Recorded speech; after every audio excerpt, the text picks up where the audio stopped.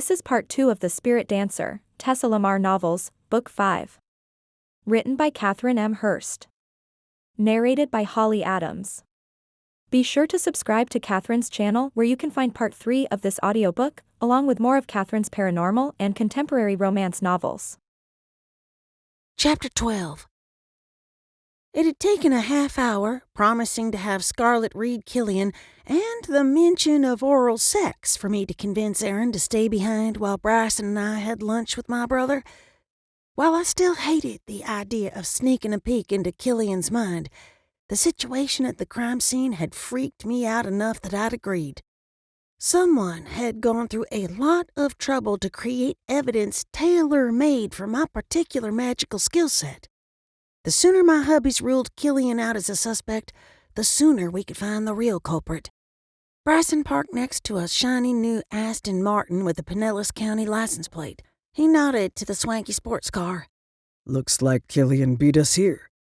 "Let's just hope he doesn't leave the car behind." I reached for the door handle. Bryson chuckled.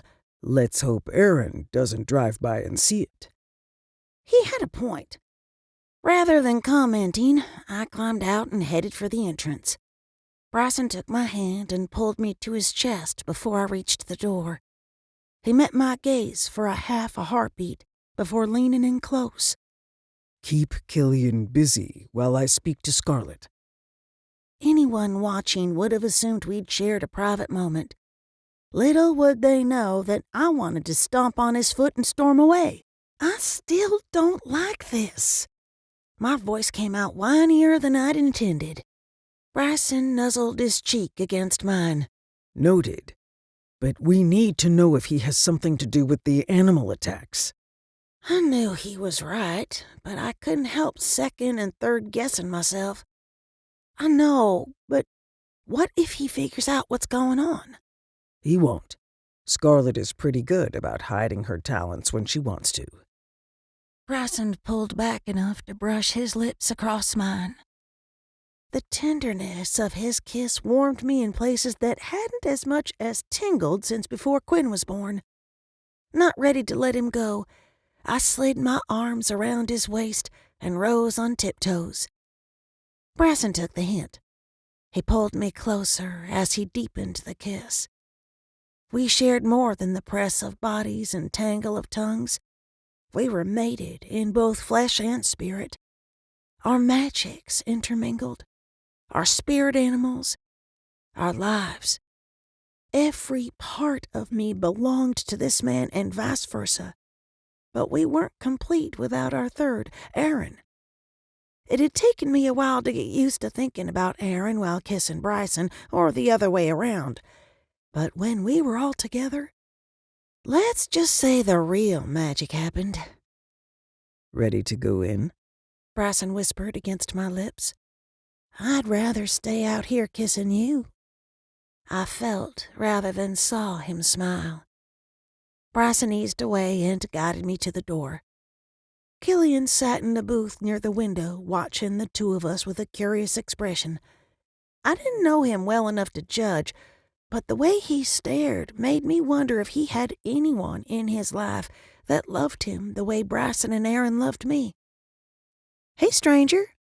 I slid into the booth, grinning like I'd unwrapped my chocolate and found a golden ticket. "Were you waiting long?" Laughing, he hitched his thumb toward the parking lot.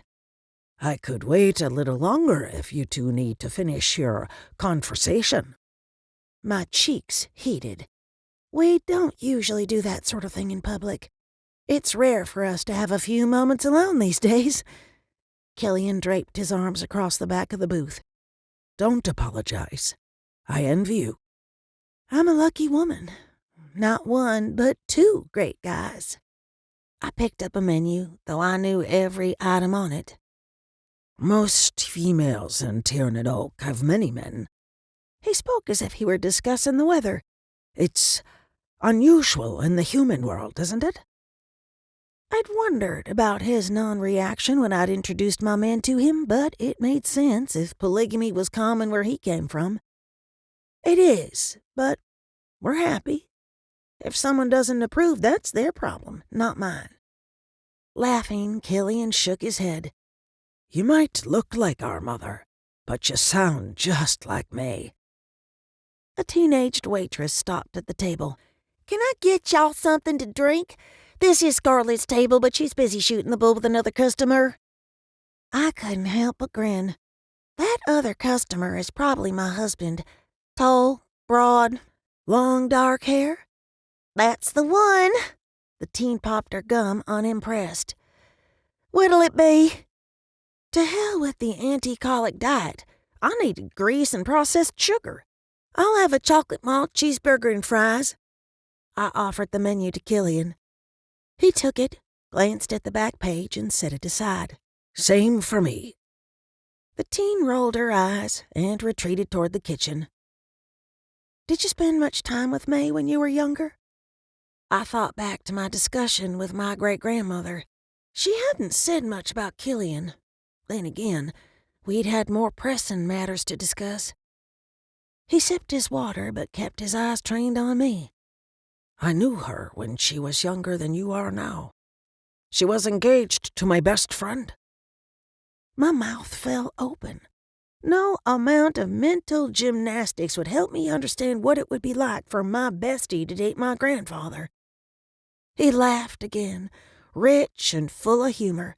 I used to tease her by calling her Chat Noir. I never thought of her as a grandmother. She was the human woman who'd given my grandfather a place to live. She was more of a friend. What was she like when she was young? Grandma May had been in her 60s when I was born. I'd seen photos of her when she was a young woman. She'd been quite the knockout. The life of the party, but tough. She didn't take grief from anyone. Killian's expression softened. And she was an accomplished dancer. She would have become a principal ballerina had it not been for her injury. Oh? I had no idea Grandma had ever danced, let alone seriously. It broke my heart to think she'd lived an entire life that I knew nothing about. Worse still, I felt like a selfish child for never asking about her past. He studied me. She never told you about her relationship with Teague? She mentioned him yesterday, but that was the first time. It didn't feel right to tell him May went all doe-eyed and called Teague her first love. What happened to cause her to stop dancing? Killian focused on something behind me and pressed his lips together. Bryson rested his hand on my shoulder. Sorry about that. I was telling Scarlett about Quinn. The elderly seer flashed me a bright smile and patted Bryson on his shoulder. He's a proud daddy, that's for sure. He sure is. My palm itched to pull out my phone and show her a few dozen pictures of the baby, but I refrained. Killian glanced between us. Where are my manners? I motioned between him and the seer. Scarlett, this is Killian, my brother, and this is Scarlett, the world's best waitress and a good friend. Nice to meet you. She offered him her hand. Killian hesitated, glanced at me as if expecting me to stop him. When I didn't, he wrapped his fingers around Scarlett's. Magic flared between them and raised the hair on my arms. Scarlett gasped, but Killian didn't seem surprised. If anything, he'd anticipated it.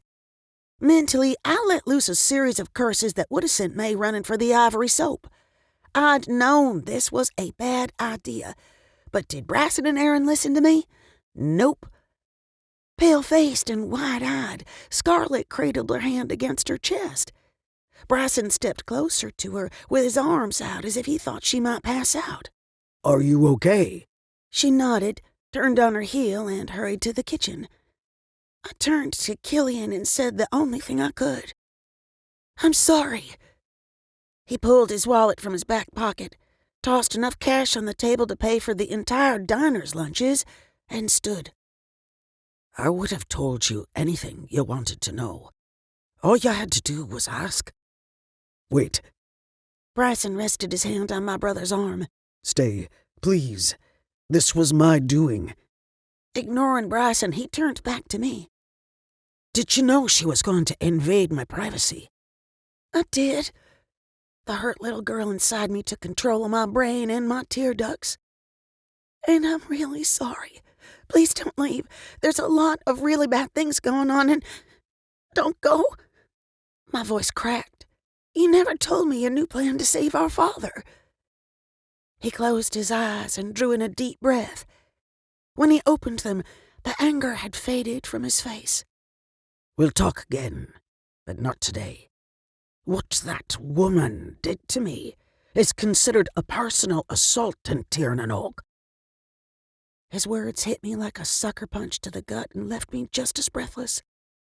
I didn't know. Killian bent down and kissed my cheek. There is a lot you don't know. In some ways, you are like a toddler with a rocket launcher. Bryson's expression went from remorseful to angry in a millisecond. That's uncalled for. Perhaps, but it is the truth.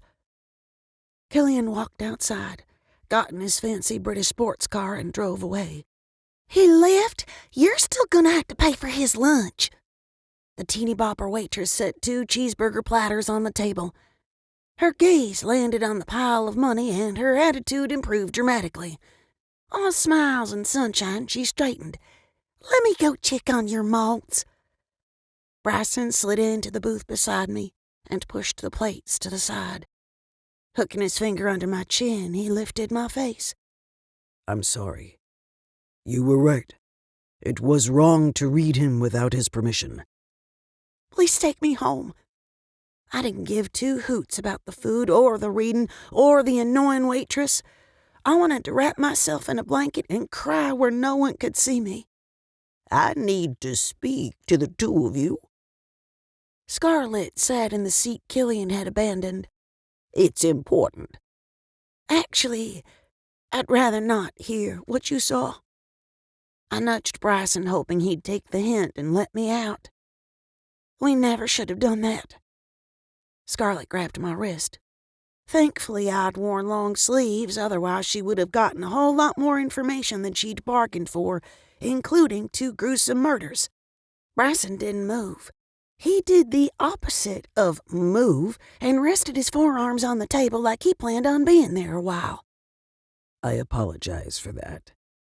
I should have warned you he was different. Psh, I knew he wasn't human the second he walked in. He was broadcasting his magic brighter than Times Square. Scarlett watched me as she spoke to Bryson. He's slipperier than pig snot on a radiator, but he didn't kill anyone. I whipped my head from her to my husband. I couldn't believe he'd told her he thought Killian was involved in the attacks. Bryson continued to stare at Scarlett. He has no ill will toward Tessa. She shrugged. I didn't say that. What? The conversation was giving me a case of whiplash. I was hurt and angry and scared I'd never see Killian again. I didn't need to know he secretly... What? Couldn't stand me? Wanted me dead? She gave me a patient smile. Rest easy, child. He's a big brother dealing with a new baby sister. He's worried about you, but at the same time unsure if you're worth the trouble. I wasn't sure how to respond to her. Well, that's better than wanting me dead, I guess. Dead? She laughed her 2-pack-a-day laugh. He definitely doesn't want to see you come to harm. He needs you. For what? This from Bryson, who still hadn't bothered to look at me. That I couldn't tell you. She frowned, making the lines around her mouth look like accordion pleats. Some parts of him were wide open. Others were behind a stone wall. Bryson finally turned to me. He could be hiding something. Or he could have blocked her from seeing his personal life. I wanted to scream. He knew she was a seer before he took her hand. My point exactly. If he knew, he could have... Scarlett cut him off. She's right, and you need to let it go. Taking a life leaves a stain on the soul that never fades. He's slippery, but he has a good heart." Bryson muttered something and plucked a fry from the forgotten plates. "Scarlet, I was warned we were in some sort of trouble." Her expression fell. "I'm afraid that brother of yours wore me out. Come back in a few days if you need me, but I suspect you'll have it all figured out before then." "Thanks." My stomach growled loud enough for the people 4 tables over to hear it. "Y'all eat. I'll go see what's taking so long with Tessa's malt." Scarlet slid out of the booth. "Coffee, Bryson?" Please. He snatched the greasy burger from one of the plates and bit into it like it had insulted his mother. I glanced from him to my food and sighed. "Slide that this way, will you?" Are you sure you want to eat this? Quinn will be up. "Are you sure you want to go there? Now?" Absolutely not. Forget I mentioned it. Bryson moved the plate closer and handed me a rolled-up napkin with silverware inside. Forgive me? "Always." I dunked a few fries in ketchup and shoved them into my mouth. "But I'm still mad at you." He focused on his food. I know.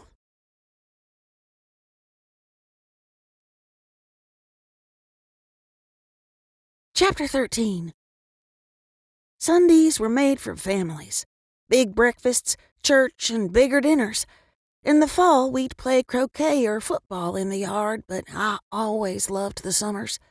When the weather was hot, Charlie would pull out a long, thin piece of visqueen. He'd put a water hose at one end and a sprinkler at the other. We'd spend all afternoon playing on the homemade slip and slide. As a child, I'd never given much thought to the amount of work that went into those easy, breezy Sundays. Becoming a parent had given me a serious reality check. "Hurry up! We're going to be late!" I shouted from the bedroom to everyone and no one in particular. Let's be honest. With 2 husbands, 2 kids, and a 6-week-old, chances were some, if not all of them, weren't ready to go. Ignoring the unmade bed and piles of clothes, some clean, some dirty, and some questionable, I swiped on a coat of mascara. It was the first time I'd bothered with makeup since Quinn was born, but I couldn't imagine getting through the next couple hours without the war paint. Not only did I have to attend church with a colicky baby, we were presenting him to the entire congregation. I kept telling myself it wasn't a big deal. We weren't Catholic, there was no holy water involved, and this wasn't like the naming ceremony with the tribal elders. It was a simple acknowledgement of the birth of a new member of the congregation. Unfortunately, my nerves hadn't got the memo. Bryson strolled into the bedroom with Quinn in one hand and a cup of coffee in the other. You look beautiful. I look like 10 pounds of crap shoved into a 5-pound bag. Frowning at my reflection, I added a 3rd layer of concealer to the world's largest pimple. "Please tell me that's real coffee." Decaf. He set the mug on the vanity and turned me to face him. You are stunning. And I, for one, cannot wait until tonight. Our sex date. How could I forget? "Me either," I lied. Once upon a time, he could melt me with a look, and boy, howdy, the look he gave me was lava-level hot. But it hadn't as much as caused a tingle. Let's face it was hard to feel sexy while wearing breast pads. We hadn't fooled around since Quinn was born, which, for the record, wasn't because I needed time to heal. I'd seen to that when I'd shifted into the Firebird after a psychopath and a monster had given me a DAY C-section. Nope. The no sex for the first month had been Bryson and Aaron's idea. They'd thought I needed the extra rest. The no nookie rule had failed on multiple levels. We hadn't gotten any sleep, and we'd taken the world's best stress reliever off the table. Then again, none of us had the energy for sex, and even if we had that much quiet time, we'd likely zonk out. "I'm not sure tonight is going to happen." I faked disappointment. TJ and JoJo are extra needy lately. Plus, I'm not sure it's a good idea to leave Mr. Fussy Butt with my mother tonight. She struggled with him the other day, and I was only gone long enough to walk a crime scene. Actually, I want to talk to you about Quinn's magic. He shifted his weight from one foot to the other as if nervous. The move was so un-Bryson-like, I put down the makeup and gave him my full attention. What about it? I spoke to Harris about what Killian said and how miserable Quinn has been. He's not miserable, he's just colicky or something.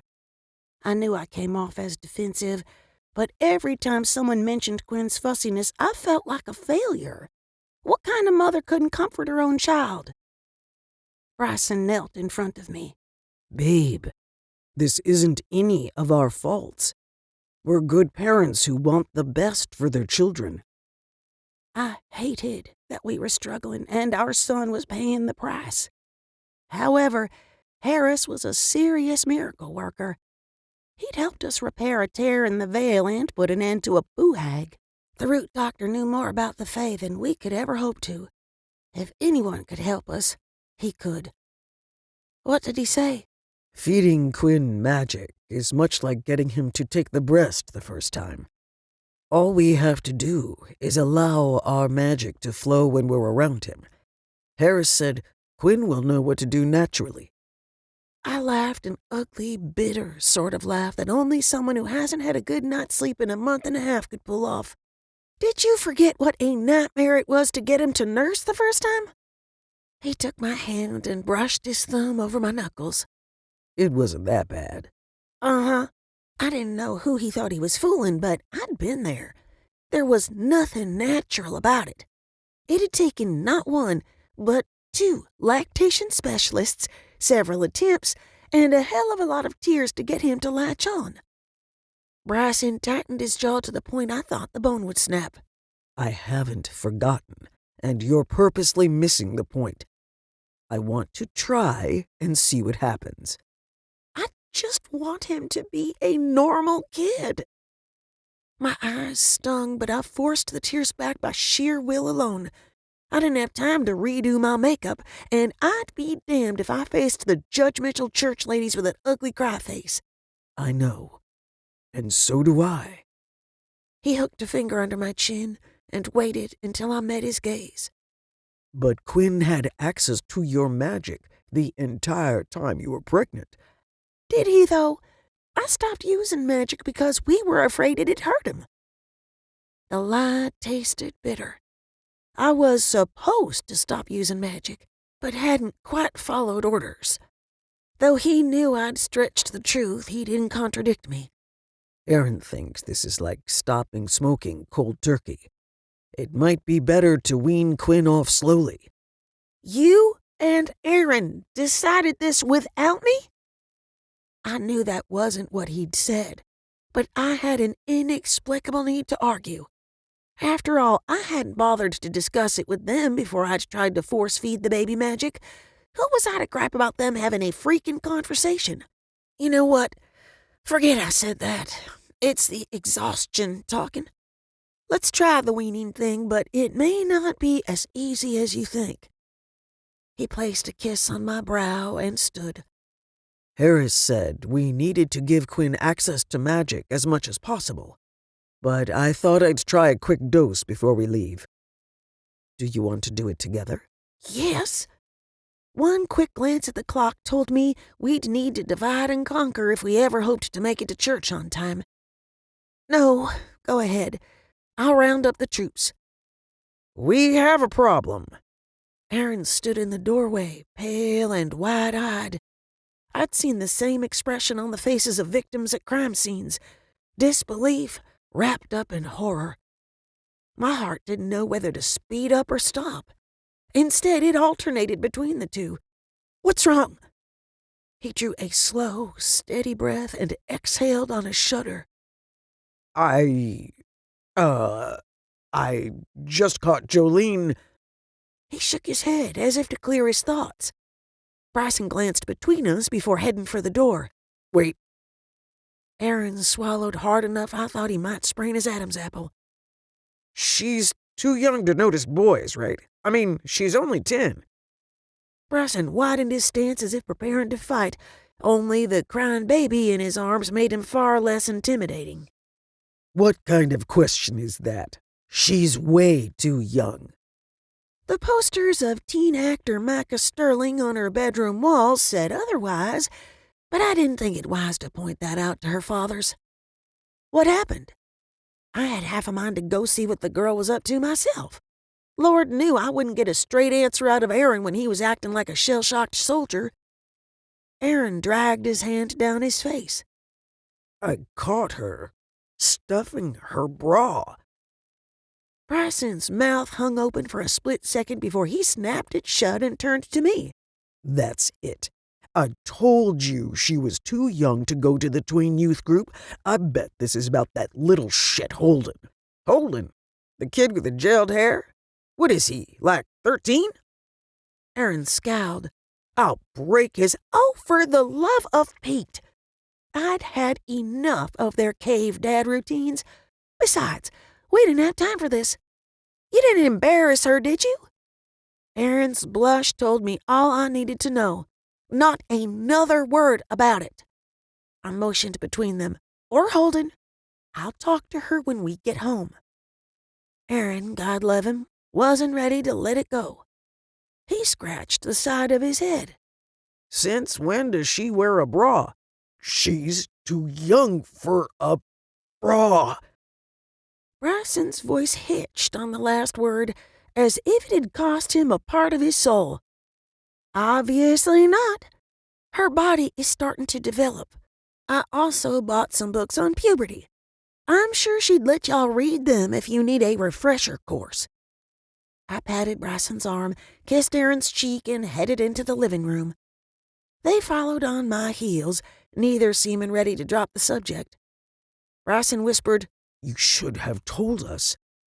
Aaron nodded, but his queasy expression made me think he could have lived his entire life without knowing his little girl was growing up. Taking inventory of the diaper bag, I spoke without a glance in their direction. First off, it's not Victoria's Secret. It's a sports bra. Secondly, she's getting breasts. What was I supposed to do? Let her nipples... Jolene made a strangled sound from the hall. TJ did what any 7-year-old boy would do. He giggled. Aaron whipped his head in her direction and froze like a deer in front of a speeding locomotive. Maddie let out a series of woofs that sounded as if she had something to say on the matter. TJ, come with me. You too, Maddie. Bryson hightailed it toward the office with Quinn. Smart man, dumb dog. I would have run away too, but I had a freaked-out husband and daughter I had to keep from being scarred for life. I'm sorry, Jojo. That was inappropriate of me. She folded her arms across the parts of her body that had caused so much fuss. I thought you said it was our secret. No, we don't keep secrets in this house, remember? What I said was I would tell them after we went shopping, but I forgot. I realized how hypocritical I sounded and sighed. Planning to confess something after you did it was basically the same thing as keeping secrets. Your dad was surprised to see your new bra. Ah! Stop saying that word! Jojo looked as close to tears as I felt. Whatever, it's fine. Just stop talking about it, okay? She pegged Aaron with a preteen death glare. He held up both hands. Done. I nodded to her bare feet. Good. Now that we have that settled, go get your shoes on. We need to go. She huffed again and stormed down the hall. TJ ran back into the room. Why does Jojo need a bra? None of your business. Aaron pointed to the front door. Go outside and tell Aunt Dottie we're almost ready. Grinning, he tilted his head. But she doesn't even have boobs. Jolene screamed something about brats and peeing the bed from the bedroom. Laughing, TJ hot-footed it outside. I leaned against the door jamb to keep myself upright. I don't know how we're going to handle the terrible twos, a preteen girl and TJ at the same time. Tell me about it. He slid his arms around me and nuzzled my ear. But I'm looking forward to tonight. Ugh, when did we become the kind of people who schedule sex? Rather than whining out loud, I went with honesty. I'll be happy if the three of us get a solid 8 hours of sleep. Laughing softly, he eased back. Same here. And I bet the sex will be better once we're all well rested. Before I could respond, Graham May marched through the door. Where is everybody? We're going to be late. My 88-year-old great-grandmother might have been a few inches short of 5 feet, but she could command armies with nothing more than a raised chin and narrowed eyes. Even in her best Sunday dress, yellow chiffon with orange and pink flowers, she was a force to be reckoned with. Aaron leaped away from me as if we were two teenagers caught necking on the couch instead of a married couple with every right to fool around. I'll go start the car. You do that, young man. She winked at me, obviously quite pleased with herself. He turned for the door, and his phone rang. Glancing at the screen, Aaron sighed. It's Samuel's. Grandma and I openly eavesdropped on his half of the conversation.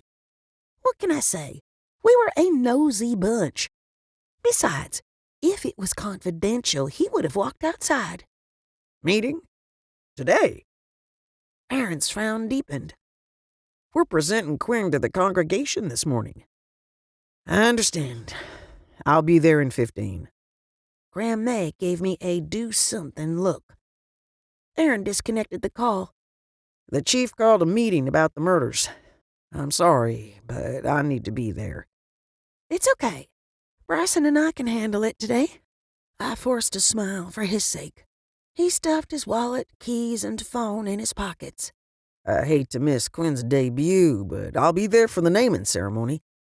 Surprisingly, Grandma didn't have anything to say about him missing church. She simply gave him a quick hug. Will you be home in time for dinner? Yes, ma'am. It should only take an hour or so. He winked at me and headed for the door. Have fun today. She turned back to me. Are Bryson and the kids ready? Almost.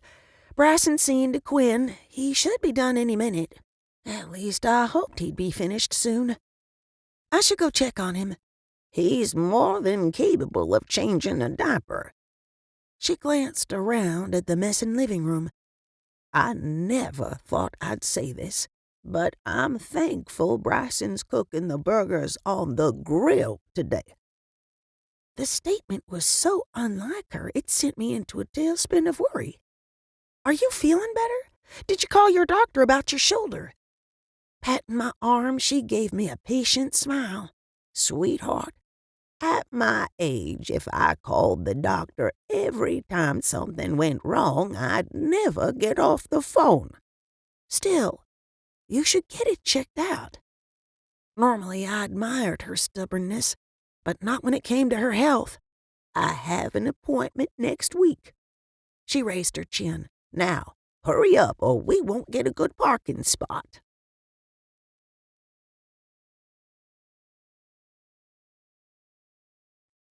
Chapter 14. Being trapped in the back seat of the car with a screaming baby was its own special kind of hell. Unfortunately, I'd insisted we all ride together. Bryson and Grandma had taken the front seat, Dottie, Quinn, and I were in the middle row, and JoJo and TJ had squeezed into the back. I'd reduced the people I loved most to sardines crammed in a very noisy can. Over the past few weeks, I'd gotten used to Quinn's fussing, well, mostly. But I'd never get used to not being able to hold him while he cried. I'd spent the drive trying to coax him into taking a pacifier or a bottle. I'd become so desperate, I'd stuck my finger in his mouth hoping he'd suck on it and quiet down. It hadn't worked. I'm a horrible mother.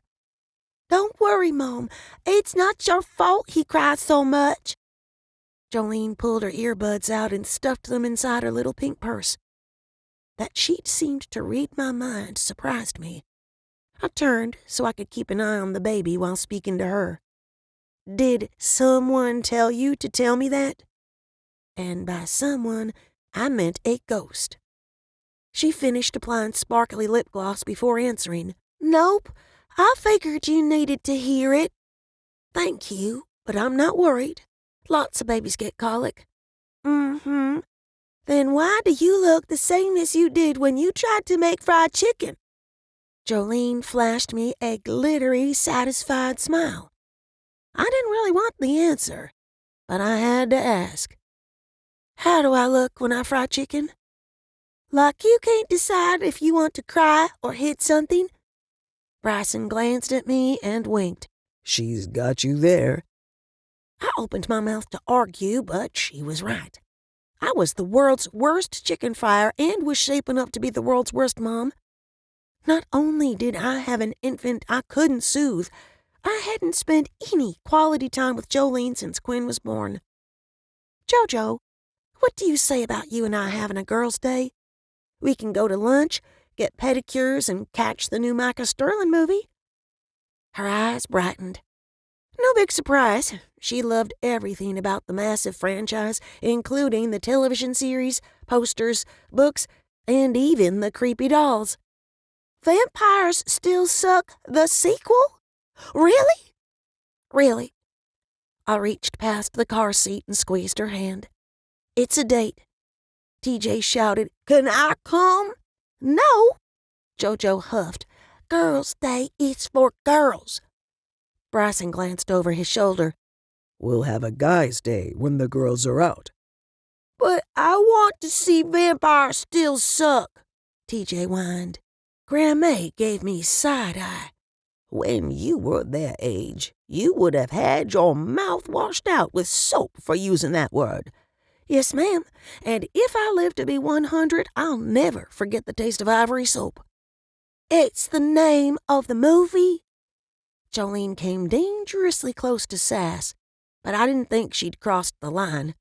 "I know what it is, young lady. It's still ugly." Grandma glanced out the window and muttered a few ugly words of her own. Dadgummit, there aren't any spots left. I told you we'd be late. Despite her concerns, Bryson found a parking spot near the entrance. He hopped out and rushed to the other side of the vehicle to open her door. I grabbed for the handle, but Dottie reached across Quinn's carrier and squeezed my hand. Message received. She didn't have to say a word. Her concerned expression said it all. She was worried about Grandma. That made two of us. The second I walked into the sanctuary, I knew we had a problem. I'd attended the same church for as long as I could remember. I'd listened to the same preacher, learned from the same Sunday school teachers, sang along with the same choir. Not much had changed over the years. Until now. A cloying magic oozed over me like honey on ice cream. I held Bryson's hand tighter. "Do you feel that?" Yep. He glanced around and frowned. Killian's sitting with two other Fae in the fourth row. I counted the pews. Sure enough, my brother was sitting with a dark-haired man and woman. What are they doing here? No clue, but I intend to find out. Watch the kids. He handed me the baby and marched in their direction. Jolene speed-walked to me. "Where's that going?" "To talk to some folks." "Let's get our seats." I led her and TJ to my family's unofficial pew and motioned for them to slide in. Grandma and Dottie gave me curious looks, but neither commented on the visitors. TJ's eyes went wide. "You ain't sitting with me?"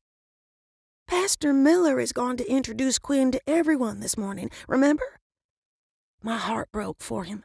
He'd been glued to our side since Tank had left him on Grandma's doorstep. "But you're coming back?" His voice rose. "I sure am." I kissed his cheek. He nodded and crawled in next to Jolene.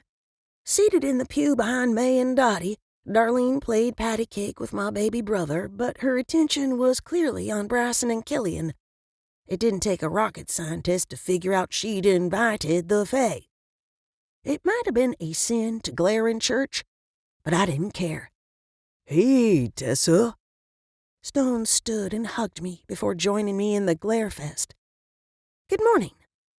I decided to take the high road and not say anything to Darlene. Judging by her husband's icy looks, she'd get an earful after the service.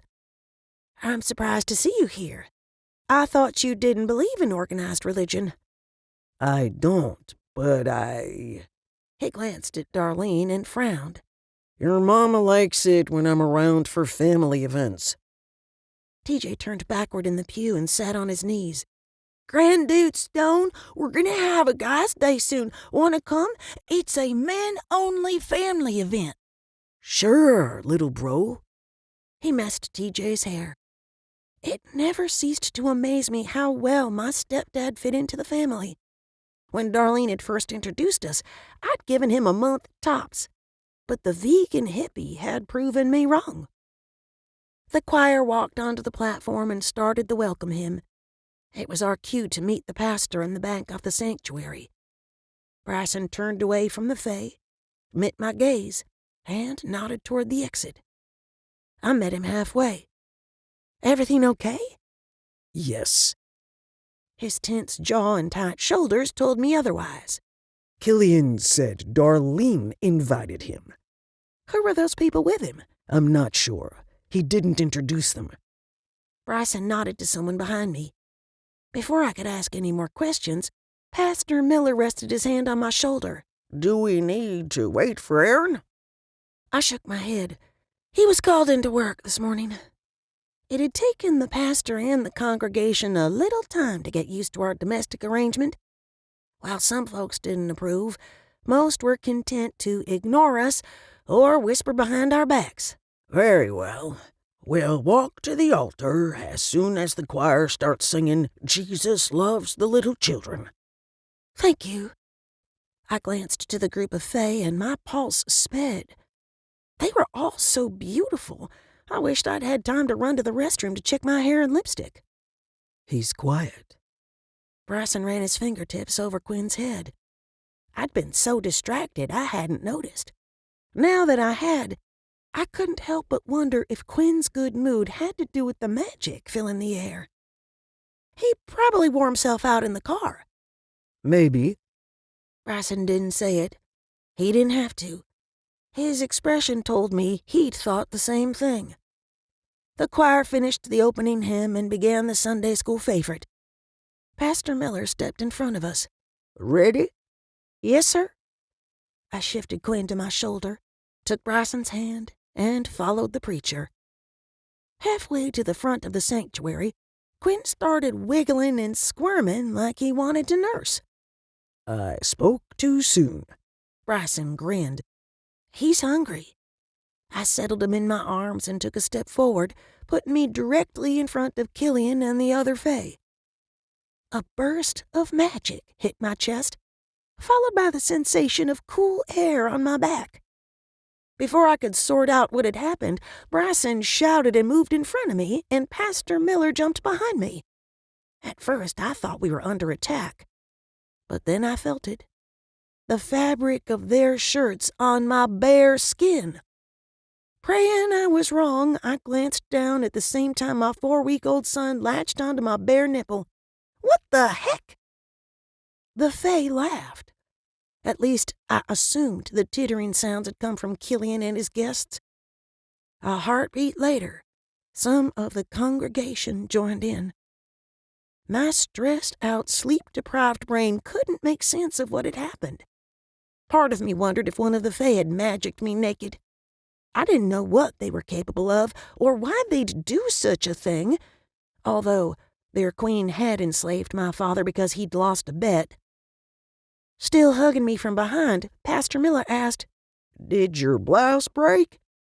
I had no idea how to answer him, nor did I know how he thought a long-sleeved blouse could break, where he thought the garment had gone, and why on earth I wasn't wearing a bra in church.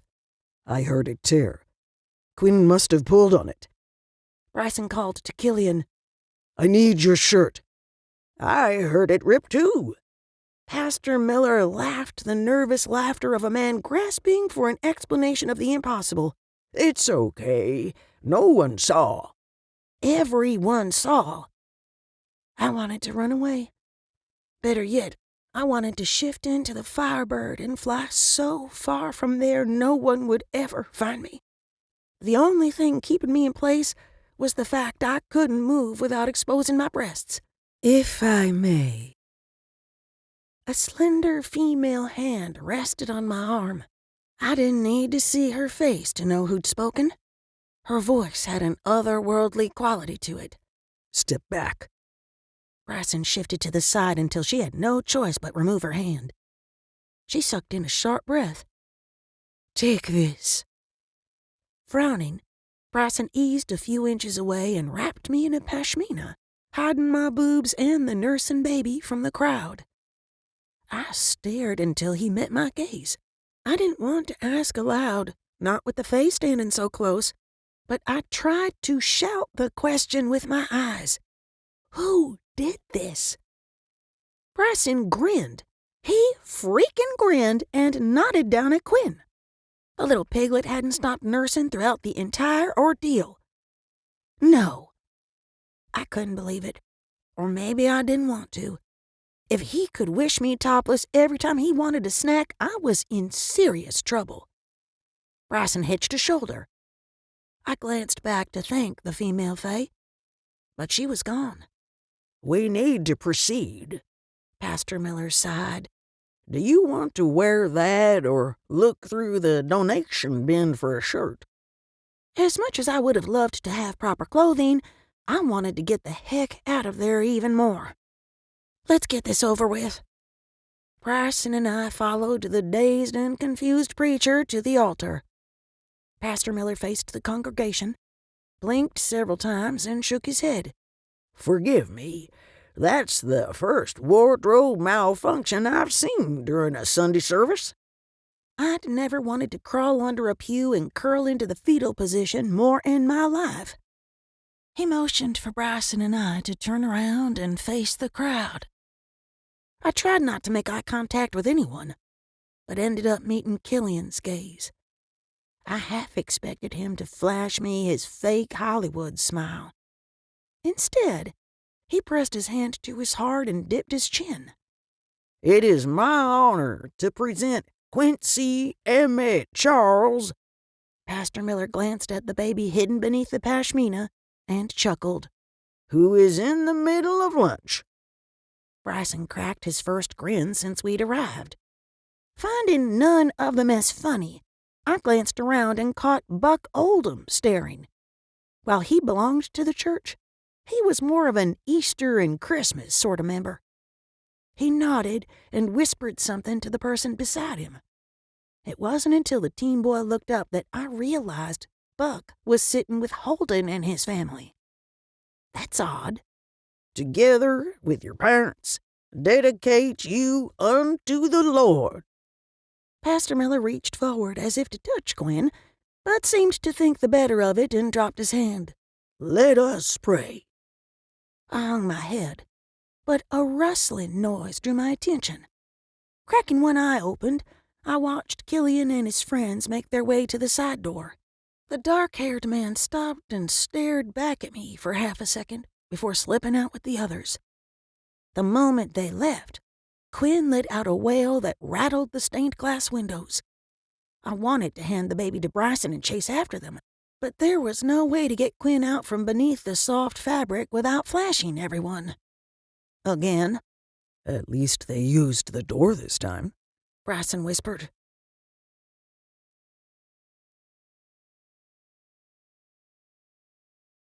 Chapter 15. The entire morning stunk like last year's Easter eggs, but it had proven once and for all Quinn's constant crying had nothing to do with colic. Too bad feeding him magic presented its own set of challenges. Miserable, I sat in the pew with TJ on one side and Jolene on the other. The kids wiggled and squirmed like their undies were made out of steel wool.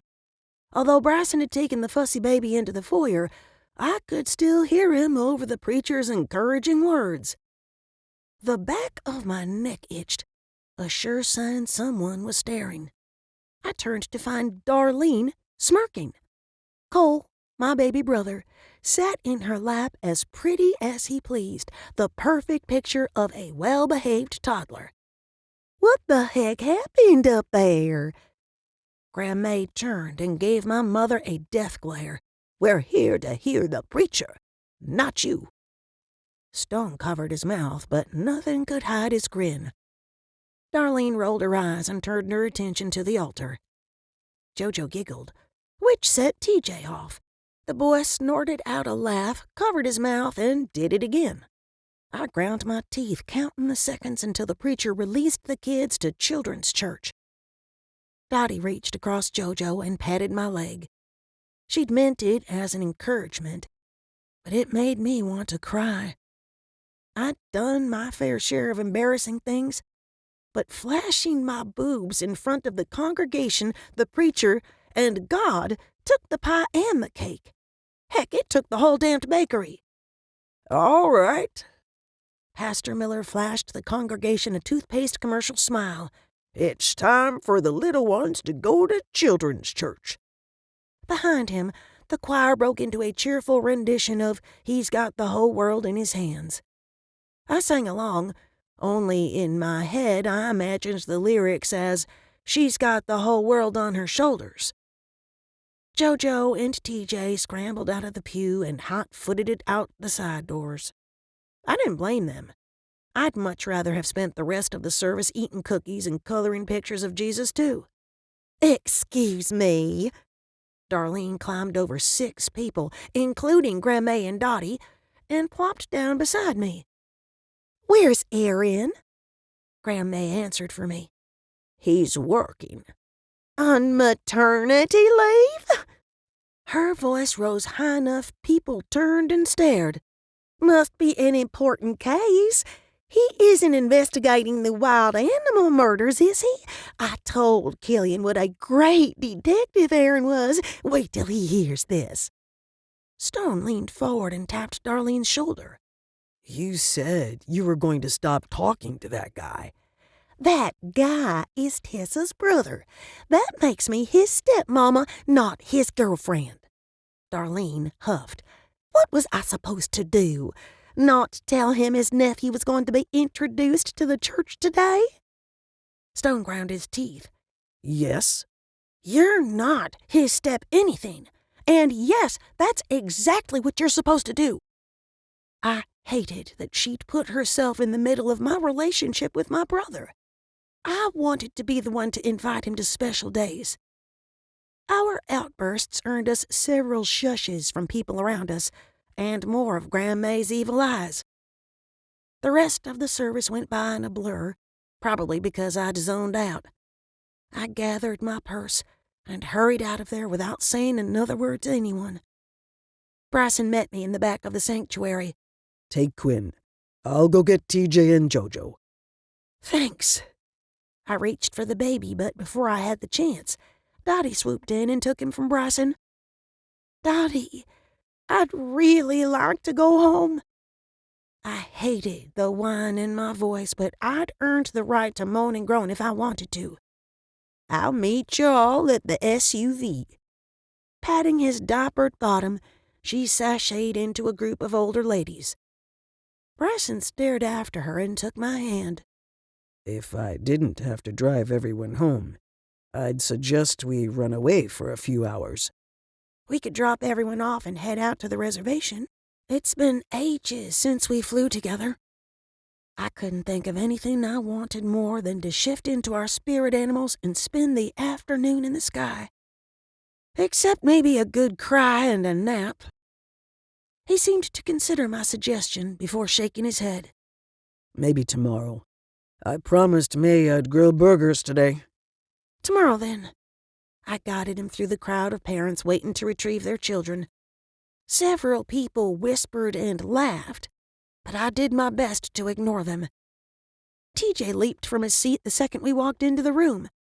The boy wrapped his arms around my middle and hugged me tight. "I thought you left me." The grown-up service ran a few minutes late.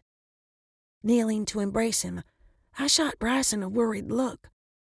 He rested his hand on TJ's shoulder. How about we pull out the Visqueen and make a slip and slide when we get home? TJ glanced from him to me.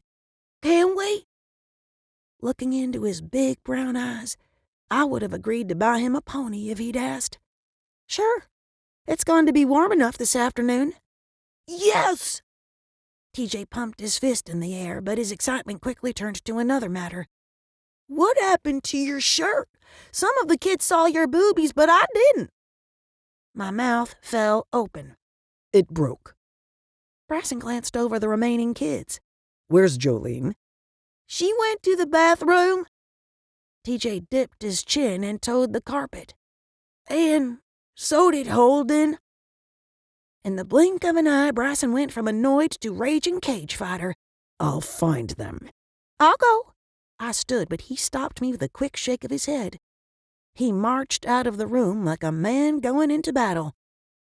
"Don't tell JoJo I tattled." TJ tugged on my hand. "Please? She'll hate me forever." "I doubt that, but we'll leave your name out of it." I took his hand and headed for the foyer. Grandma sat in a chair near the door. She looked paler than normal, and even from a distance I could see the shadows beneath her eyes. My heart sank, but I pasted on a bright smile. "Ready to go?" Where is everyone? She stood painfully slow. Moving to her side, I hooked my arm in hers. "Bryson went to find JoJo." Dottie left her friends and walked over with Quinn sleeping in her arms. All set? I glanced down the hall. Less people milled about, but I didn't see hide nor hair of Bryson. Not quite, but we might as well get everyone loaded up. We'd made it to the SUV when Bryson and a very unhappy preteen girl joined us. Make that a very unhappy preteen girl and a furious father. If he ground his teeth any harder, he'd need dentures within a year. JoJo glared at TJ, then me, and climbed into the back row. I turned to Bryson and lifted an eyebrow, but his only reply was a quick shake of the head. To say the ride home was tense would be like saying Florida summers were a bit warm. No one spoke or fidgeted. Even Quinn seemed afraid to make a peep. We arrived home as Aaron was walking up the porch steps. He circled back and helped Grandma out of the vehicle. How was Quinn's big day? You'd know if you'd been there, she snapped. "Everyone but me saw Tessa's boobies," TJ shouted. That's enough. Bryson's no-nonsense voice left no room for argument, or so I thought. The boy laughed. "Okay, only the people on the first couple of rows saw them." Aaron glanced at me with a what-the-heck look. "We'll talk later." I hopped out and lifted the seat so the kids could exit before I unclipped Quinn's car seat from the base. Any other time, Bryson would have hurried around the vehicle to help, but he hadn't moved from the driver's seat. Jolene glared, but otherwise didn't acknowledge his presence. Once again, Aaron turned to me as if expecting an explanation. I had none. Dottie, likely picking up on the tension, took TJ's hand. How about you come with me to start the greens? "I hate greens." He screwed up his face. "Bryson said we could play on the slip-and slide." Grandma stopped walking. It's too chilly out to play in the water. I didn't know what the heck was going on with her, or Bryson for that matter, but I wasn't about to ruin what was left of our Sunday with bickering. I pointed to the thermometer hanging on the porch railing. "TJ, when that reads 82 degrees, we'll break out the slip and slide." He ran up the steps and plopped his backside on the swing. I would have bet my right arm he'd stay in that spot until the thermometer hit the right temperature. Grandma shifted her dentures around, a sure sign she was contemplating taking a switch to him. By some miracle, She turned and walked into her house without an argument. Dottie held her hands out. Let me take the baby. You three have things to discuss. That's an understatement. I gave her the carrier. Thank you. Any time, sweetheart. She followed May into their house. I rounded the corner of the SUV and caught Aaron and Bryson standing with their heads together, whispering, "What's going on with Jolene? And don't say nothing. You about bent the steering wheel in half." He drew a deep breath, as if trying to calm down. It didn't work. The man was as stressed as a mouse in a snake pit. I caught her with Holden in an empty classroom. Aaron scowled. I'll break his. "You'll do no such thing." I turned back to Bryson. And I didn't have the patience to play 20 questions.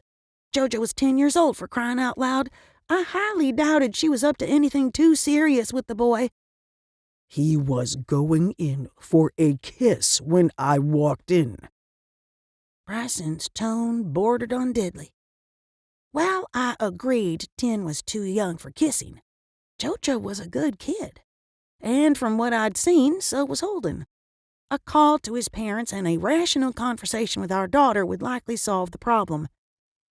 Please tell me you didn't do anything to Holden that could get you arrested? I didn't touch him. Bryson deflated like a week-old helium balloon. I understand the kid is going through a rough time, but this is unacceptable. Aaron nodded.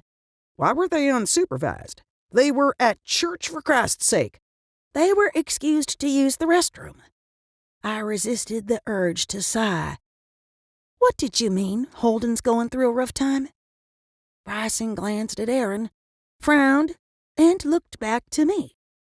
Family trouble. Right. What kind of family trouble? I didn't have the patience to play games, nor could I imagine why Bryson hesitated to tell me what was going on with the kid. He nodded to Aaron. This is off the record. I don't want to hear about the police showing up at the McAllisters. My overactive imagination immediately conjured up images of Holden in the juvenile detention center, or his older brothers on the run from the law. Off the record, then. Aaron motioned for him to continue. Bryson drew a deep breath. I ran into Buck this morning when I was looking for JoJo. Holden had a death in the family. Wait. Please tell me White isn't Holden's brother? I prayed I was wrong. It was awful enough to know something tragic had happened to a stranger. It was unbearable to know something tragic had happened to a young man we quasi-knew. Yes, and Oscar is a cousin. Bryson held my gaze as if waiting for me to connect more dots. Not only did I connect them, they collided in an explosion that rivaled an atomic bomb. Holden is a shifter? Aaron motioned between us. What do you mean that little shit is a shifter? Is JoJo in danger? And why would I involve the police? Holden won't go through the change for a couple years. Until then, he can't infect Jolene. Bryson clamped a hand on Aaron's shoulder. Wyatt was the victim at Buck's crime scene. He jolted and jerked his head in my direction. These murders are far too close to home. I agree. I rubbed my arms to ward off a sudden chill. But why are you just now telling us this? I didn't know Wyatt was Holden's brother until I ran into Buck this morning, Bryson said. Aaron raked his hands through his hair. Young or not, I'd feel better if JoJo didn't have anything to do with the kid. Because he's a shifter, or because he's too old for her? I couldn't believe him. Sure, it was scary to think about our little girl hanging out with a boy who would eventually start turning into an animal every full moon, but it seemed wrong to punish Holden for what he was. Both. Bryson and Aaron spoke in unison. That's wrong on so many levels. I drew a breath and decided to pick my battles. I'll give Holden's mama a call and have a talk with JoJo, but I'm not going to mention the shifter thing. And, for the record, you two are seriously overreacting. We will have a talk with her. Bryson folded his arms and stared down at me as if daring me to argue. Aaron let out a nervous laugh. I'm with Tess on this one. She can handle it, and we'll back her up if need be. Bryson shook his head. We parent as a team.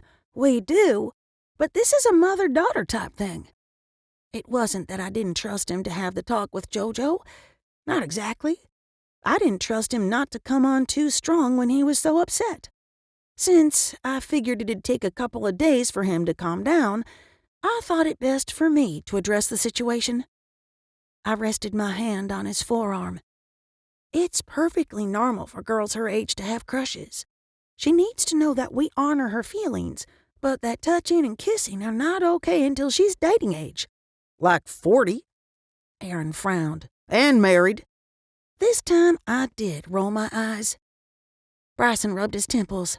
It's not her I'm worried about. You have no idea what goes on in the mind of a 13-year-old boy. I couldn't help but grin. I imagine it's not much different than what goes on in the mind of a 30-year-old man when it comes to sex. Both men blanched when I said sex. I motioned between them. If neither of you can hear the S word without having a physical reaction, you'll never be able to talk to her about it. You're right.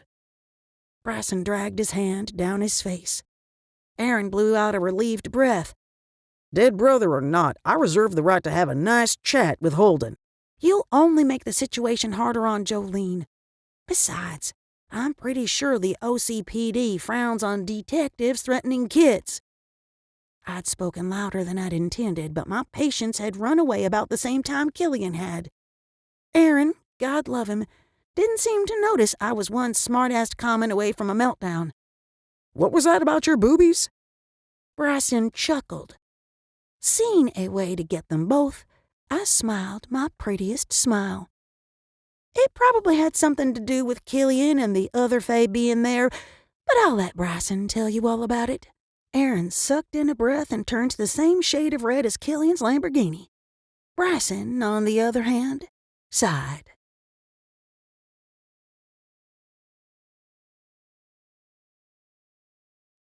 Chapter 16. I stood in the hallway with my hand raised, ready to knock. "He's not even my real dad. Aaron is," Jolene huffed. My heart stuttered. I knew she'd spoken out of anger, but my emotions needed a few minutes to catch up to my brain. Bryson, Aaron, and I had forbidden her from speaking to spirits other than Charlie and her mother. While I assumed she was talking to Jenny, it still hurt. "You're the only one who understands me." Sniffles from inside the room told me she was crying. The thump, thump, thump of a dog's tail told me she wasn't alone in her time of need. "JoJo!" I knocked on the purple door and held my breath.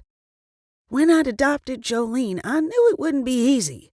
I could never take her mother's place, but I'd vowed to do the best I could to raise her as if she were my own. "Go away!" I drew a deep breath and prayed for the wisdom to say the right things. "JoJo, I know you're upset, but I promised your dads I'd talk to you." Sure, there was a hint of a threat in my words, but it was better than demanding she open the door. Besides, the parenting experts stressed the importance of giving kids her age options. She could speak to me, or the caveman outside, her choice.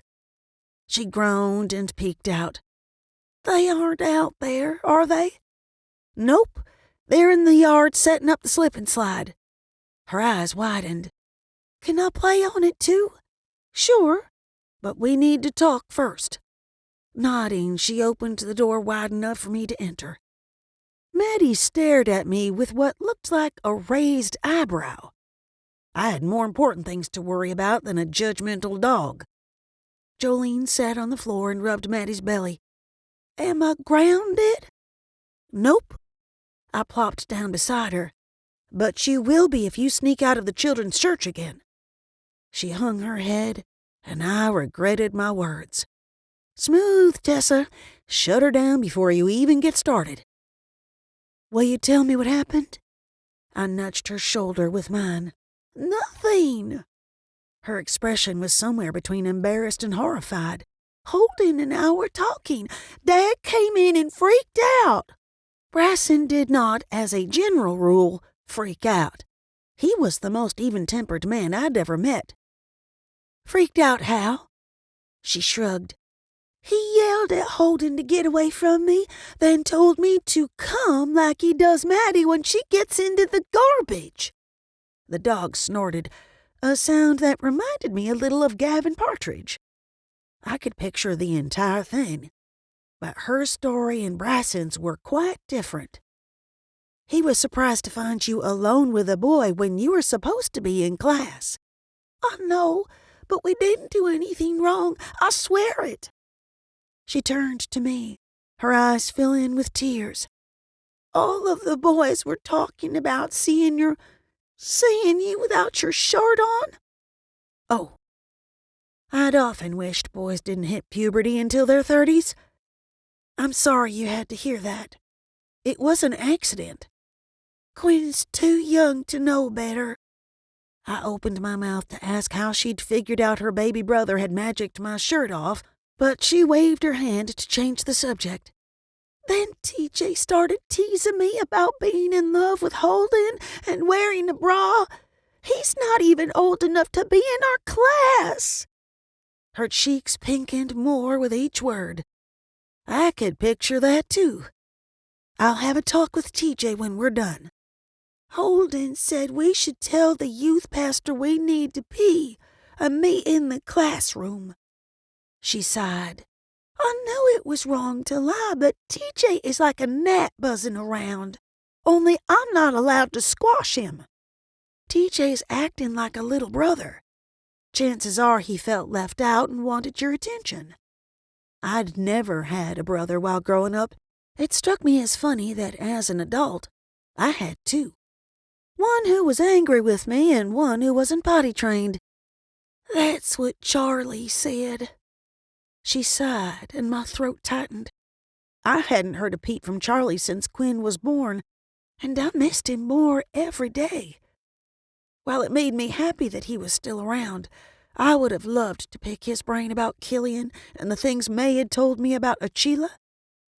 "Charlie said TJ's gonna be living with us for a really long time. Maybe until we're both grown." Jojo glanced at me as if for confirmation. While I hoped Tank would come to his senses and return home, who was I to argue with a spirit? Especially a spirit who likely had inside information. "Charlie's probably right, which means it's important that you two get along." I slung my arm around her and she sagged against me. "You like Holden?" "No!" She pulled away as if I'd burned her. "He's just a friend." Nodding, I said, "So there was no kissing going on?" She wrinkled her nose as if the very thought were disgusting, but the blush on her cheeks made me wonder. Rather than pressuring her outright, I waited for her to reply. Jojo shook her head. "No kissing, but he did hold my hand." Inside, I blew out a relieved breath. Outside, I played it cool. Good. It's okay to like a boy, but kissing and touching are for when you're older and dating. She sighed. "I know. Gavin already told me that." Maddie nodded and yipped. "You talked to Gavin, too?" I hadn't heard a peep out of the guy since the day I'd tried to summon Charlie. "All the time." Jojo grinned. "He says he's here to protect us, but the only thing I need protecting from is TJ. Next time you speak to Gavin, please tell him I really need to talk to him." Maddie whined. Staring at the dog, I thought back to the last time I'd seen Gavin. That was the same day Maddie had stumbled around. He wouldn't have possessed the dog, would he? That's it. I'm losing my mind.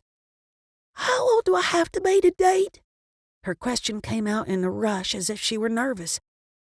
"Your dad'd say 40, but I think 16 is about right. We'll know for sure when you're older. Everyone's ready to start dating at different ages." I poked her side, but not 10 or even 13. She knitted her brow. Holden is 13. And now for the hard part. Choosing my words carefully, I said, I know, and 13 is too old to be holding hands with a 10-year-old. I know Holden is going through a really hard time, but I'd rather you not be alone with him again. Oh, Jolene frowned. I braced myself for an argument. Promise you won't be mad? She nuzzled to Maddie, likely to avoid meeting my gaze. I had no idea what she had to tell me, but with an opening like that, it couldn't be good. I promise to listen to what you have to say, and to be fair.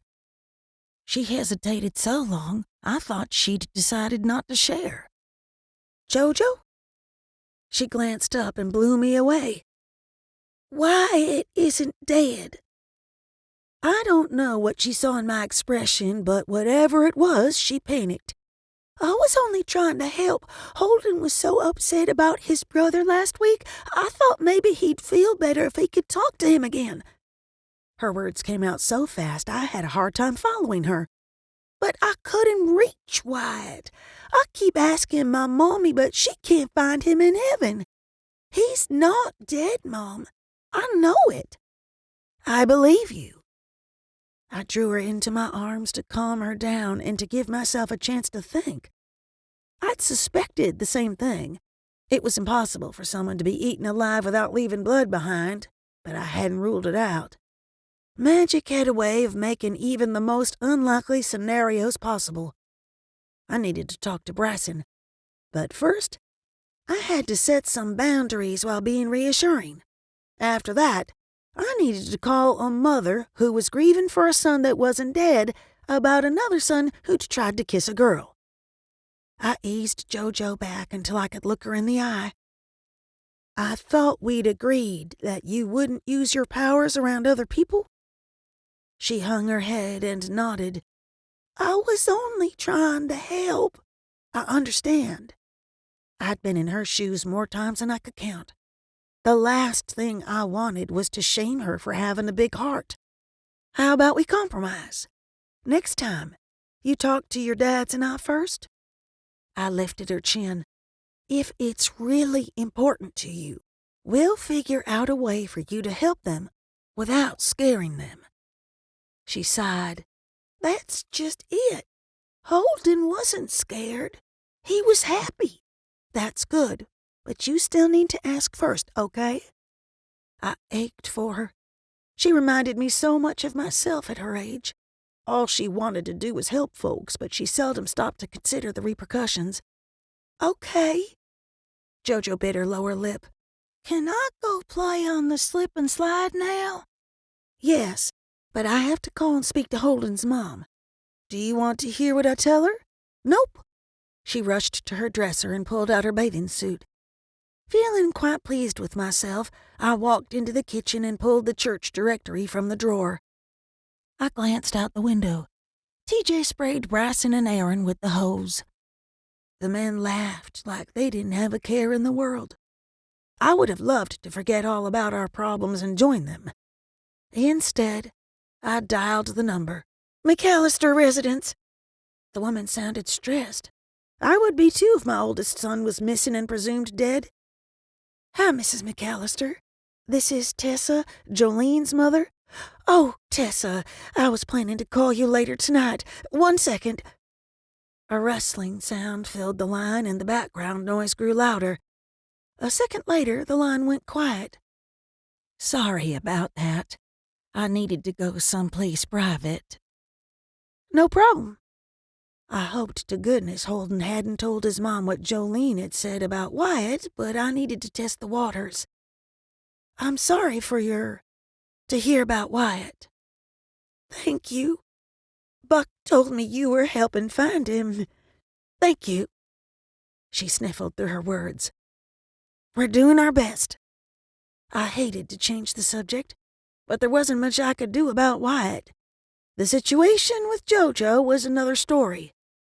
I'm calling about Holden Exactly how old is Jolene? I know she's small for her age, but she has such poise. I thought maybe she was Holden's age. What the heck? She's 10. Mrs. McAllister sucked in a breath. Oh, my. I'm confused. What is it you wanted to talk to me about?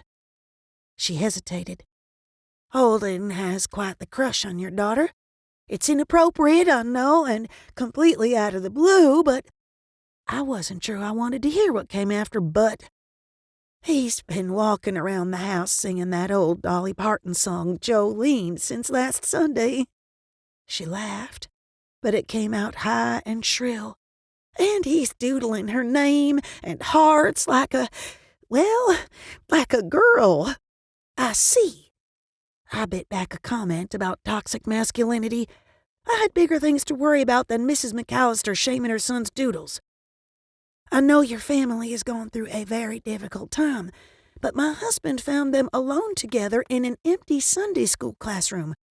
Jolene said it was Holden's idea to lie to the youth pastor and sneak off. She made a choking sound. I'm not placing the blame solely on him. I've already set some boundaries with Jolene. I would appreciate it if you'd have a talk with Holden. There's a world of difference in maturity between 10 and 13. Of course. She sighed. I apologize for this. It won't be a problem anymore. We're going to find a new church. Not because of this business with the kids. I bit my tongue to keep from telling her she was overreacting. The last thing they needed to do was lose their support system in their time of need. No, Holden he's taken Wyatt's disappearance hard.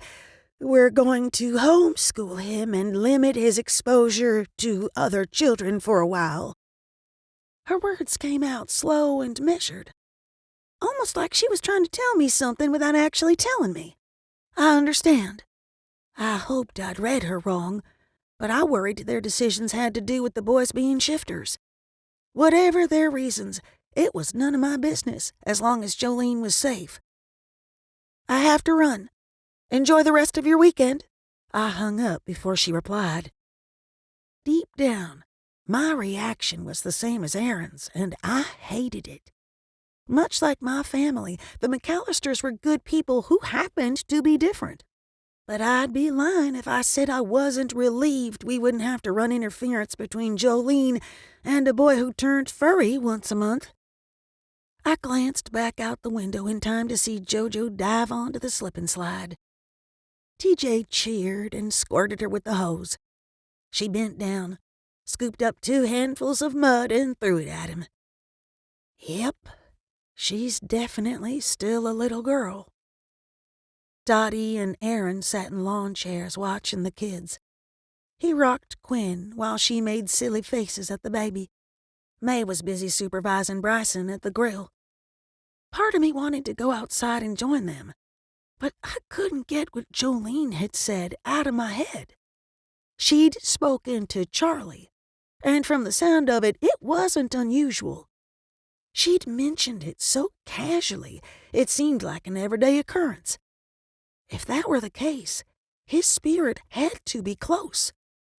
And it's high time he gave me some answers.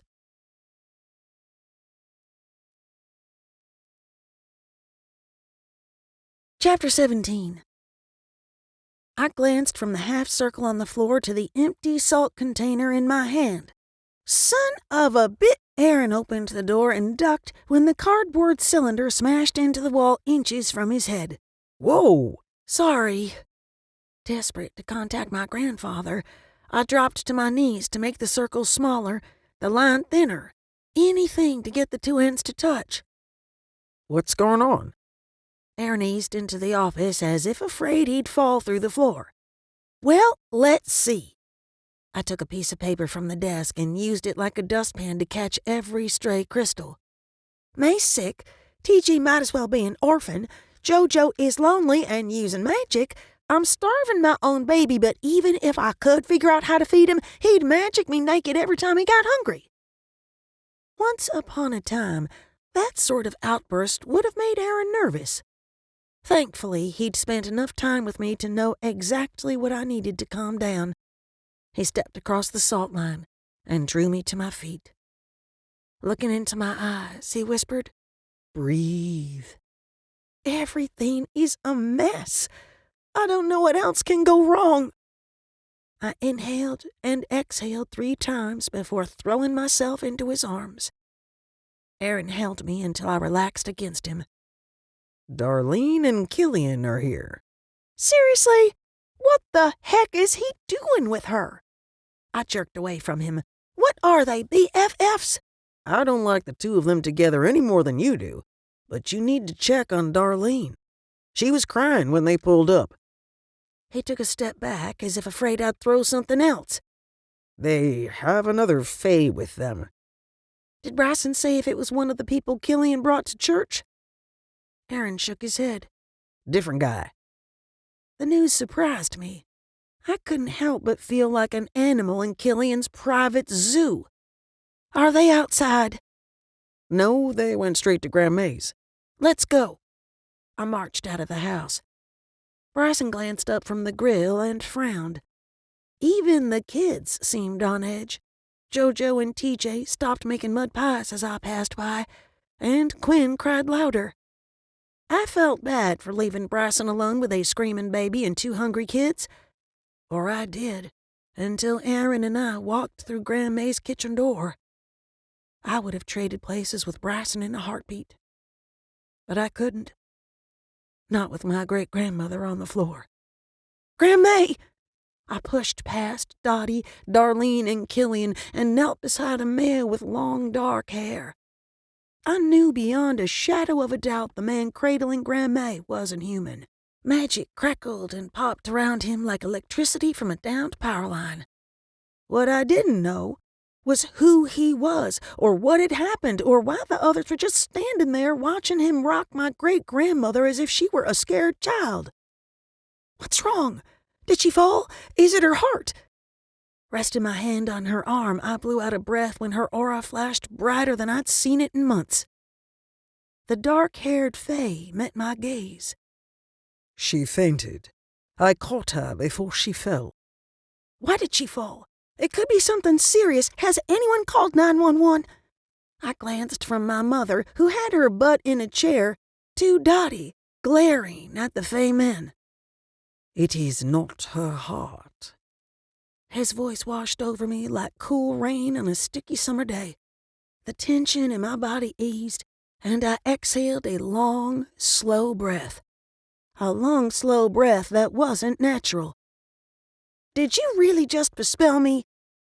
I would have smacked his overly handsome face if he weren't holding Grandma May.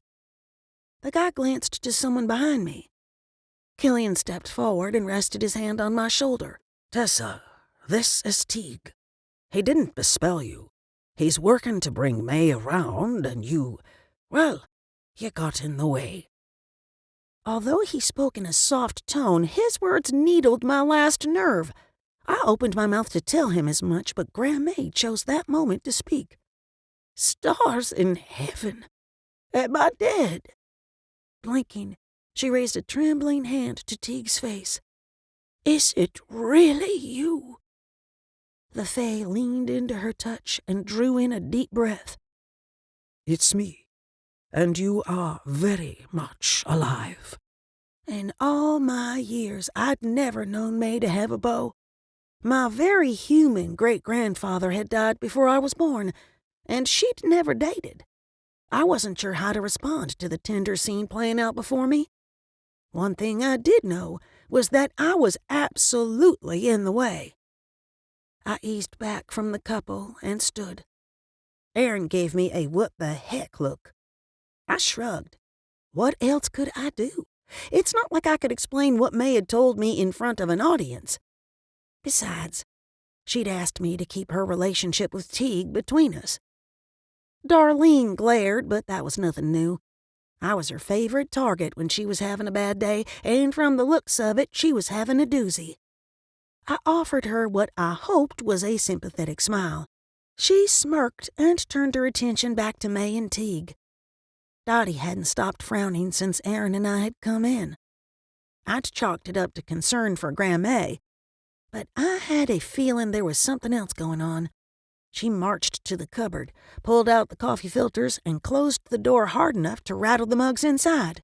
My normally mild-mannered aunt didn't as much as murmur an apology. I moved to her side and took the coffee canister from her before she threw it at someone. Leaning close, I whispered, "Are you okay?" She shook her head a fraction of an inch, but spoke loud enough for the others in the kitchen to hear her. "I thought our guests would appreciate some coffee. As long as it has caffeine, count me in." Her behavior puzzled me. I'd all but dismissed her reaction the day Killian had shown up out of the blue. However, this was twice now she'd acted weird around him.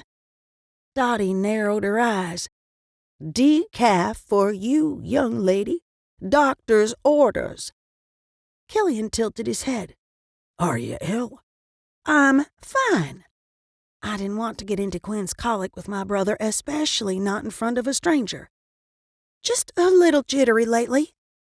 Teague helped Grandma to her feet. She glanced around the room as if she didn't recognize her home of nearly 30 years. She met my gaze, and her hand flew to her face. Wide-eyed, she patted her glasses, her sunken cheeks, the loose skin on her neck. I had no idea what was wrong, but I'd never seen her so alarmed. "Grandma?" My great-grandmother turned back to Teague, cried out, and all but ran for her room with him on her heels. I started after them, but Killian took my arm. Wait, let him speak to her. I jerked free. "The heck with that. She either bumped her head, developed dementia overnight, or the magic he used on her is playing with her memories." He dipped his chin, but not before he gave me the same look Jolene gave TJ when he said something childish. Aaron moved to my side. What exactly did he do to her, and why are you here? Killian squared his shoulders, but before he could respond, Darlene jumped into the mix. "I called Killian for moral support." She turned her tear-stained face toward me and Aaron. I had no idea what she'd meant by that. "Why did you need moral support?" "Stone and I had a big fight after church. He left. Said he needed some time." Her voice dripped with accusation. "Honestly, would it have killed you to stand up for me today?" "Killed me? No. Gone against everything I believed in? Yep." "Mama." I couldn't exactly get into my frustration with her and Killian's relationship with the face standing right there. "You could have called me. I would have come over." Darlene's expression reminded me of a ticked-off chihuahua. Narrowed eyes, bared teeth, nasty little snarl. "I'm sorry." I'd apologized out of habit. For as long as I could remember, it was my job to diffuse her anger when no one else was around. Sure, we were in a kitchen full of people, but every last one of them seemed ready to explode. Every one of them except Killian. Half expecting to find him flooding the room with anxiety-producing magic, I turned my attention back to him. He arched a brow and shook his head, as if saying, "This isn't my fault." Aaron sat in the chair beside Darlene and took her hand. I'm sure he'll come home. Do you need anything in the meantime? Shaking her head, she crumpled against him. I made a mental note to tell Aaron to stop reinforcing my mother's dramatics. Cuddling her was like feeding a stray cat. Sure, he meant well, but if he kept it up, we'd never get rid of her. Aaron held my mother. Dottie had her back to me, but her spine was ramrod straight. Killian busied himself staring at the family photos on the wall. "I'm going to check on Grandma," I said to everyone and no one. I eased the door open and peeked into my great-grandmother's room. Teague sat on the edge of the bed, holding her hand while she slept. The magic hanging in the air told me her slumber was a natural. Given her reaction when she'd come to in the kitchen, rest was probably the best thing for her. I walked farther into the room and drew a deep breath. The sweet floral scent of her powder took me back to my childhood. Grandma wrapping me in her quilt when I was cold, rocking me when I was sick, drying my tears when I was sad. Teague lifted his head and offered me an apologetic smile. Her blood pressure rose quite high. Not surprising. She's had quite a shock today. My words came out nastier than I'd intended. They obviously cared for one another, and I doubted he'd hurt her on purpose. But I needed some answers. Why did she react the way she did when she came to? I suspect it was a defense mechanism. Some part of her recognized my magic and tried to protect her from heartache. His shoulders slumped, as if admitting his concerns had cost him dearly. I've waited too long. To come back? I sank into a chair near the foot of the bed. Yes. She is the love of my life. He brought her hand to his lips, kissed it, and set it down again before turning to me. I came back once, but she was married with young children.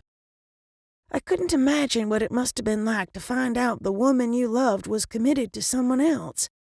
Then again, May had married in her early 30s, much later than other women of that time.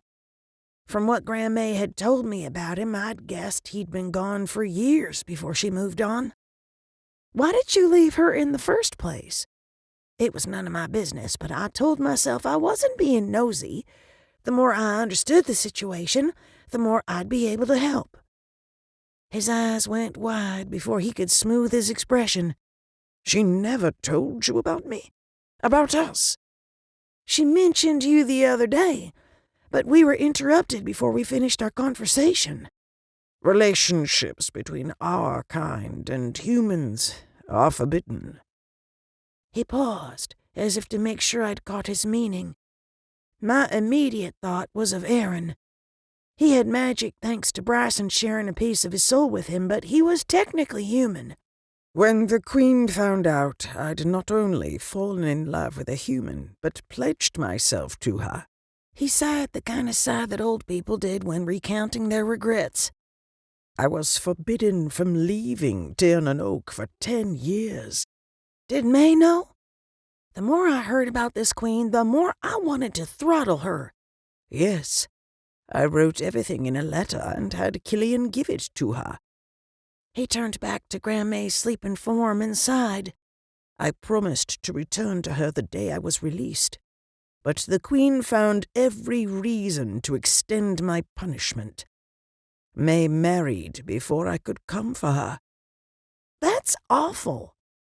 I glanced anywhere except at him and my great-grandmother. Bryson and I had no idea if Aaron would age as a human or a fae. It killed me to think he'd grow old and die while we remained young. Killian said she was a ballerina until she was injured. Broken ankle. Teague balled his hands into fists. That was her punishment for loving me. My heart shattered like porcelain fallen onto a tile floor. He brushed a kiss on Grandma's weathered cheek and whispered something to her in another language. When he stood and turned to me, his entire demeanor had changed. She is not long for this world. He might as well have stomped on the broken pieces of my heart with steel-toed boots. I could barely get enough air into my lungs to keep from passing out, let alone reply. You should know. I'm going to ask her to come with me to my home. He folded his arms and stared down at me. The idea of him, or anyone, taking her away from me had me on my feet and ready to fight. She's not going anywhere anytime soon. Her family is here, not in Tiernan Oak. I have not set foot in that wretched place since I was released. He glanced back at May. I understand your desire to keep her here, but her time is short. Once she no longer has breath, she will not be able to travel to the Summerlands. The Summerlands? I'd heard the term before, but I'd always thought of it as another word for heaven, not someplace folks could buy a house and settle down. It is a place made from magic. He turned back to my great-grandmother. When a fae escorts a human to the Summerlands, they become as they were in their youth. May will dance again. It sounds a little like heaven. The creator and untethered souls inhabit heaven. The Summerlands is for the living. Teague gave me the same condescending look Killian had in the kitchen. You have a lot to learn, and time is running out. Although his delivery sucked, his message was eerily similar to something Gavin Partridge had said. What do you mean? How is time running out? Is my family in danger? He opened his mouth and closed it 3 times before he growled under his breath. Your path is much like mine. Learn from my mistakes, Tessa. I freaking hated the way magic folk spoke in riddles. Talking to the older ones was like reading Shakespeare in Old English, only there were no study guides to explain their meaning. I didn't understand. Is it Aaron? Am I going to have to leave him for 10 years? Teague tilted his head. Why would you think the changeling has anything to do with it? His words cut off, like someone hit the mute button mid-sentence. I can't say more. It is forbidden. I'd had it up to my eyebrows with people telling me I needed help, but they weren't allowed to tell me what sort of trouble I was in. What the heck is a changeling, and forbidden by who? Kiva? He grabbed my upper arms hard enough to leave bruises. You must never speak her name. Do you hear me? His reaction sent my anger and frustration running for the hills. In their place, a cold, hard nugget of fear grew. Yes. Teague glanced around the room, as if expecting Her Royal Highness to pop out of the closet or crawl out from beneath the bed. I have to go. Please, tell me I will return when it is safe. I opened my mouth to ask him when he'd come back and what he was afraid of and what kind of things I needed to learn. Before I had the chance, he vanished in a ball of white light.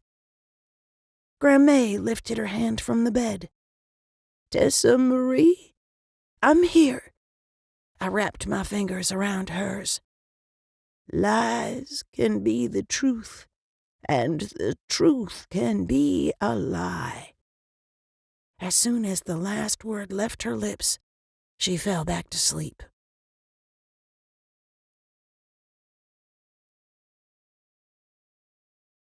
Chapter 18.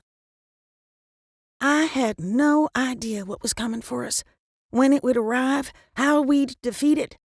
What I did know was who could tell me what in blazes was going on. I stormed into the kitchen, pointed at Killian, and motioned to the door. You! Outside! Now! Aaron shot to his feet so fast he knocked his chair over in the process. Darlene gaped like a guppy at feeding time, but I ignored her. Is May all right? Wringing her hands, Dottie glanced between me and the hallway. She's resting. I spoke without taking my eyes off of Killian. No way would I risk blinking and having him vanish into a ball of freaking light. My brother did a sort of bow and waved his arm toward the door. After you. Nope. I glared hard enough to tell him I meant business. You first, and don't even think about accessing your magic. Tessa? Aaron's voice cut through my angry haze, but I couldn't look at him, not until I had a come-to-Jesus talk with Killian. Flames danced along the tips of my curls, and the firebird pushed against the walls of her cage, my skin, to get out. I'd underestimated how emotional the conversation with Teague had left me. If I didn't rein in my emotions, I'd lose control and shift before I had my answers. Killian looked me over and strode to the door. Aaron followed him.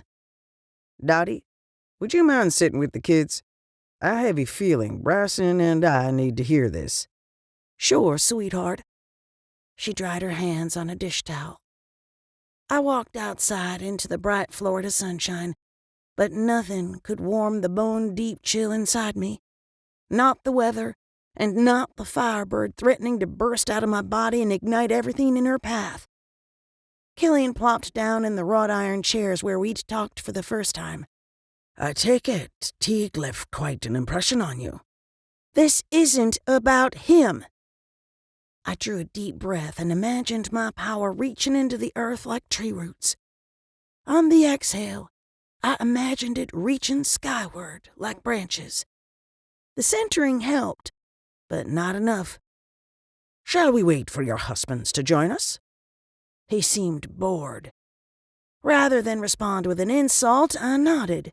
Questions slammed around in my brain, but for once I managed to sort my thoughts.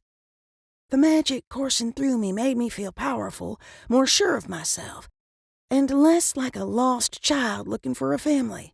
I had a family, an amazing one. Killian was the outsider, not me. Holding Quinn, Dottie ushered the older kids inside Maze. Bryson and Aaron joined us at the table, but neither spoke. I waited until they'd settled before turning to my brother. Why can you say the Queen's name, but Teague acted like I'd summoned Beetlejuice? With my magic running loose, I was more in tune with Bryson and Aaron's emotions. Their tension jostled me like people on a crowded subway, but I continued to stare at Killian. He arched a brow. Answer me! I refused to play the facial expression game.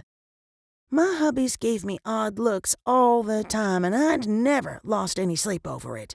I was sick of backpedaling and explaining myself to Killian. He'd accept me, or he wouldn't, but it was high time he saw the real me. Names have power, Tessa. He studied me. Some are so powerful they can summon their owners. I'd never heard of such a thing, but it seemed that I hadn't heard of a lot of fey things. You used her name the first time we spoke. Did I? His left eye twitched. Had I not been staring, I would have missed it. Stop playing games and answer me. The bit about lies being true and vice versa came back to me. You did, and you're going to tell me why it's okay for you to use the C word. C word? That's an oddly fitting way to refer to her. He chuckled. I work for her, spend a lot of time in her presence. She's not going to notice if I utter her precious name. I believed him, but something told me there was much more he wasn't saying. But she wouldn't have known you were here, right? Killian frowned at his hands and shook his head. Bryson and Aaron exchanged unhappy glances. Not a yes, but not a no. I stood and paced a rut in the yard beside the table. I'll take that to mean the Queen knew exactly what you were up to. He stared with a neutral expression. Again, neither confirming nor denying. I stopped moving and pegged him with a glare. So the bullshit you fed me about our father being in trouble was a lie? He stiffened his spine. Fae do not lie. Right. I had news for him. I was a fae and I routinely bent the truth like warm taffy. Lord knows Charlie had lied about our parents. But had he lied? Outright? Rather than debate a moot point, I shifted gears. What's a changeling? This time, Killian made no effort to hide his surprise. A changeling is a fae baby that was switched with a human child. Like me? The little voice inside my head screamed not to tell him that Teague had called Aaron a changeling, but I had no idea why. First off, I doubted Aaron was any such thing. Secondly, if Teague had guessed it so easily, Killian would have too. Wouldn't he? Technically, yes. You are switched with a human child, but you are not a changeling. He seemed to struggle to explain, or maybe he struggled to find a non-answer. Changelings are raised by humans. Because they have no access to magic, their powers fade until they are essentially human. My thoughts immediately went to Aaron's newfound ability to dreamwalk. It had surprised the daylights out of Bryson, because we'd assumed any supernatural power Aaron possessed had come from Bryson. But he couldn't walk the spirit world. And then there was Jolene, Aaron's biological daughter. She had more spirit magic in her little finger than I had in my entire being. Could she have inherited that from her father, like she had his startling blue eyes?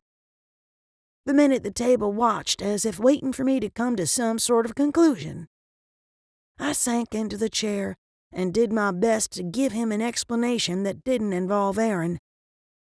I understand now why you were so worried about Quinn's magic. It would be a shame if the little one's powers were starved to death. He rested his hand on mine. Tessa, you can trust me.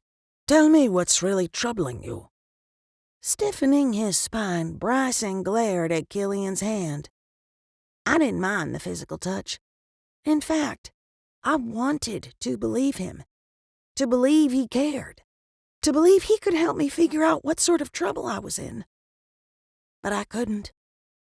For starters, meeting my great-grandmother's former beau had me on edge. Killian sighed as if I'd disappointed him. Maybe I had, but I wasn't about to spill my guts. Then there's the situation with our father. It struck me as odd that he hadn't mentioned anything about Liam since he'd called to invite me to lunch. Sure, he was angry with me about the Scarlet situation, but still. Is he still alive? He's very much alive. Killian glanced toward the wooded area beyond the lawn. The Queen seems to have softened where he is concerned. Who killed our mother? The question came straight from my subconscious without hitting my brain. I covered my mouth. Killian gasped. Bryson stood and Aaron went wide-eyed. I wasn't sure which of us was more surprised. Hanging his head, Killian said, I don't know, but I'm fairly certain it was a human. I'd expected him to give me a cryptic answer or dodge the question. What makes you think that? Achila's death caused quite the commotion in Tirnanog. Many believed the Queen was responsible. Our mother's assassination nearly caused a civil war. He glanced away, cleared his throat, and turned back to me. Many Fae were interrogated, but none who were questioned knew anything about her murder. I sat back and let his words sink in. Was the Queen questioned? Yes. He made a sour face. Publicly. Aaron folded his arms. Am I right in assuming Fae interrogation techniques involve torture? Killian stared at Aaron as if he'd kicked a puppy. No, we are not barbarians. We use magic. Since he'd been so candid about our mother's death, I decided to go for broke. Are the Fae involved in the animal attacks in this world? Tessa, there are things I cannot speak of. Bryson broke his silence. Can't or won't. Can't. Killian answered him without taking his eyes off me. He wore such a pained expression it was my turn to gasp. The rulers in Fae. They have absolute control over their subjects. Right. Like who dies and who lives. You told me that before, but... A piece of the puzzle snapped into place. Or I hoped it had.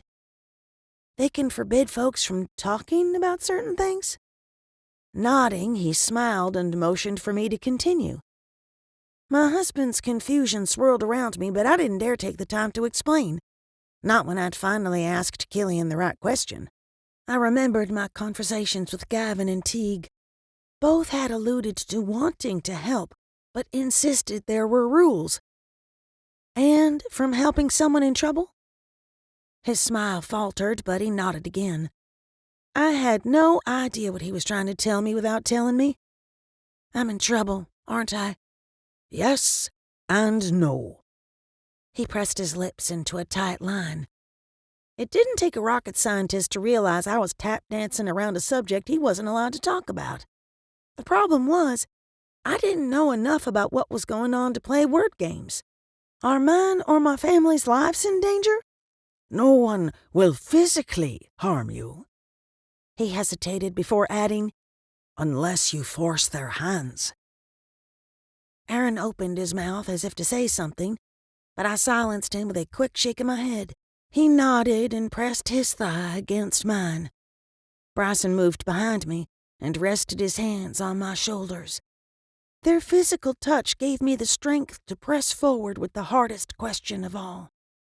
Does the Queen have the authority to force me to go to Tiernan Oak?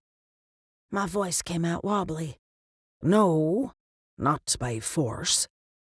Killian sighed and made a show of looking at his watch.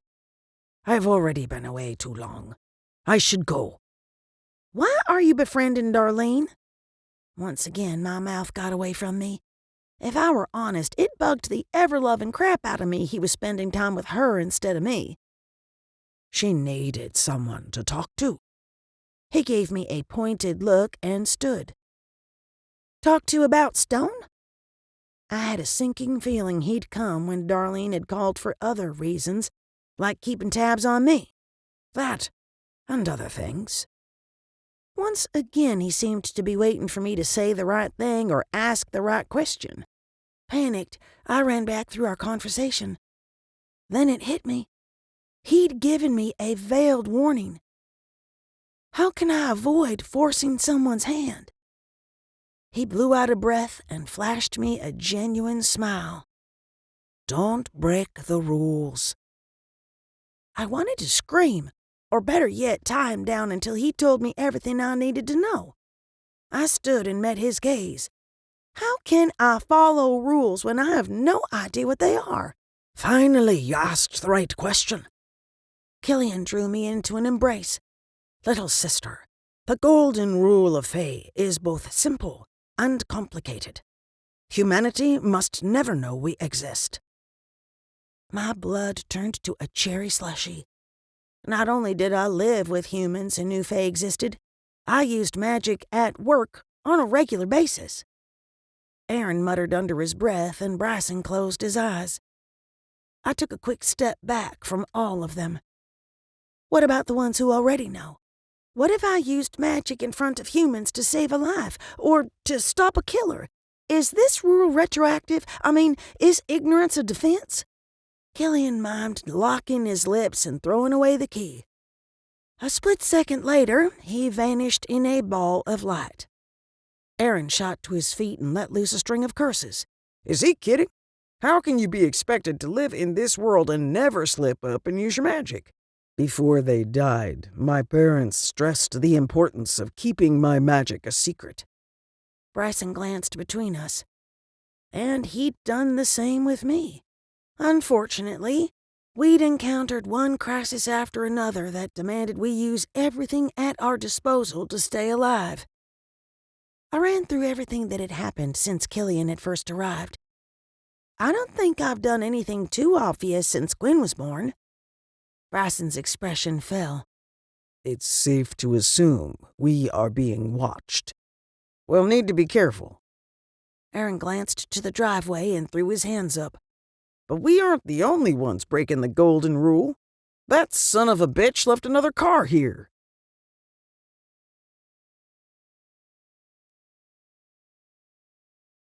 Chapter 19.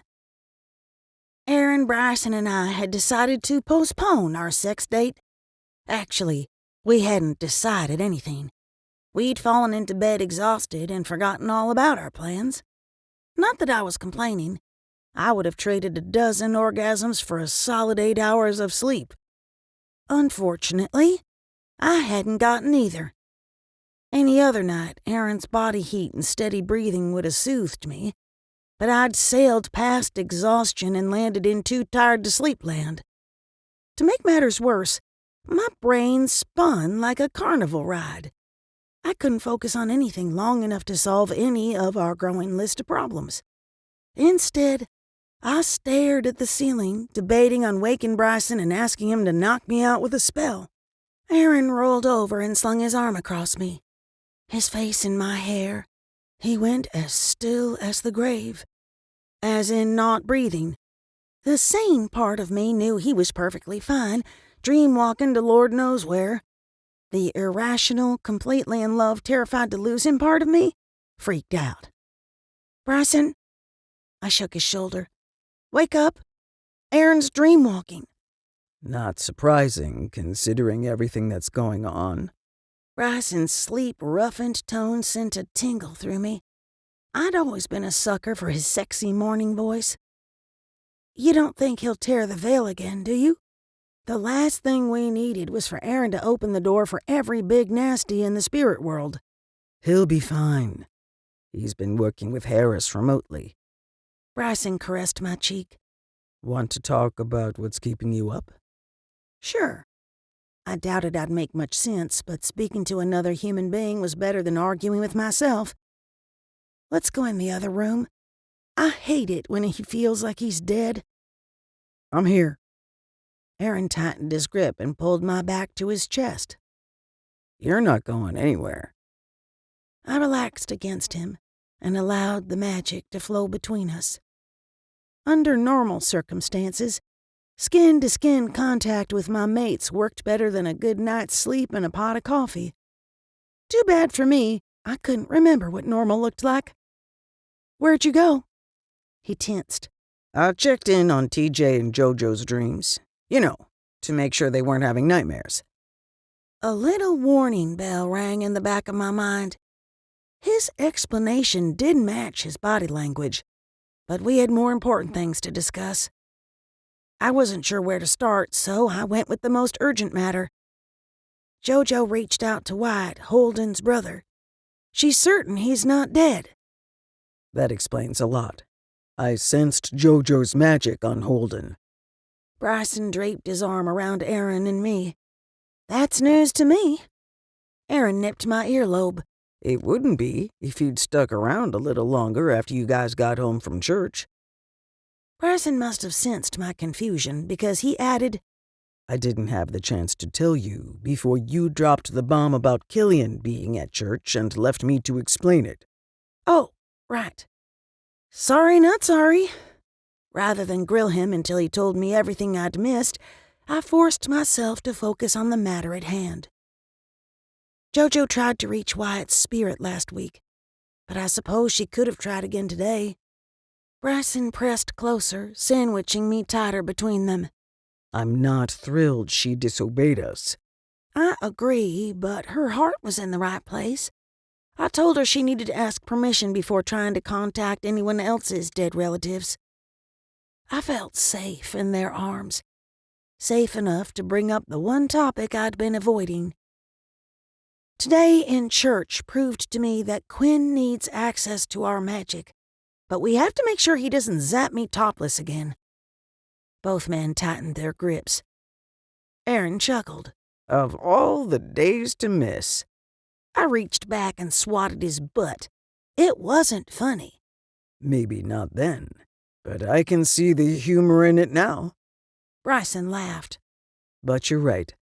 I'll see if Hearst has any advice about controlling Quinn's magic. I hate to bring it up. Aaron went still behind me.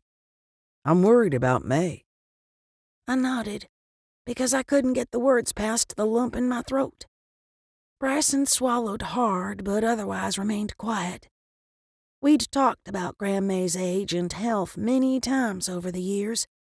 Any reasonable person would agree she wouldn't live forever, but I wasn't exactly reasonable when it came to my great-grandmother.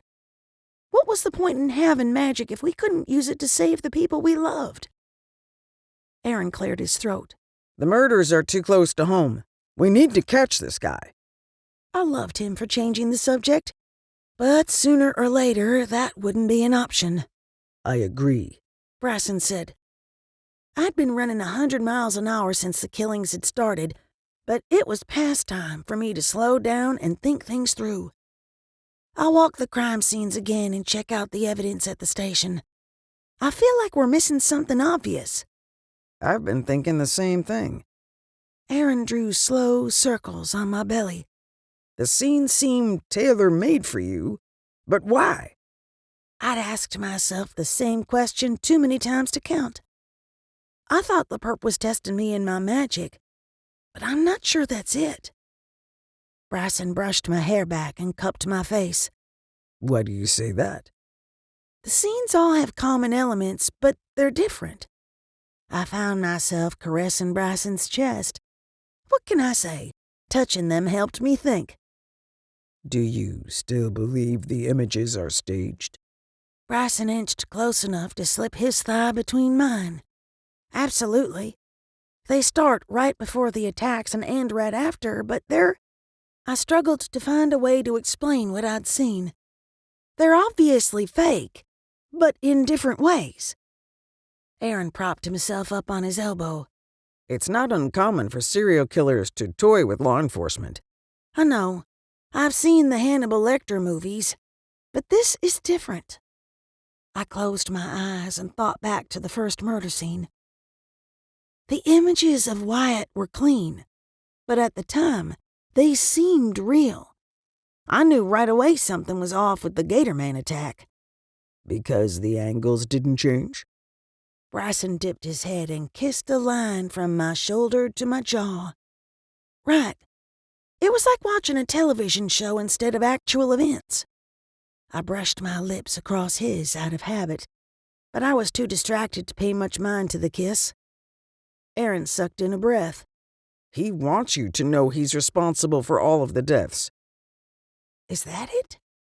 Does the perp want me to know he can change into multiple animals?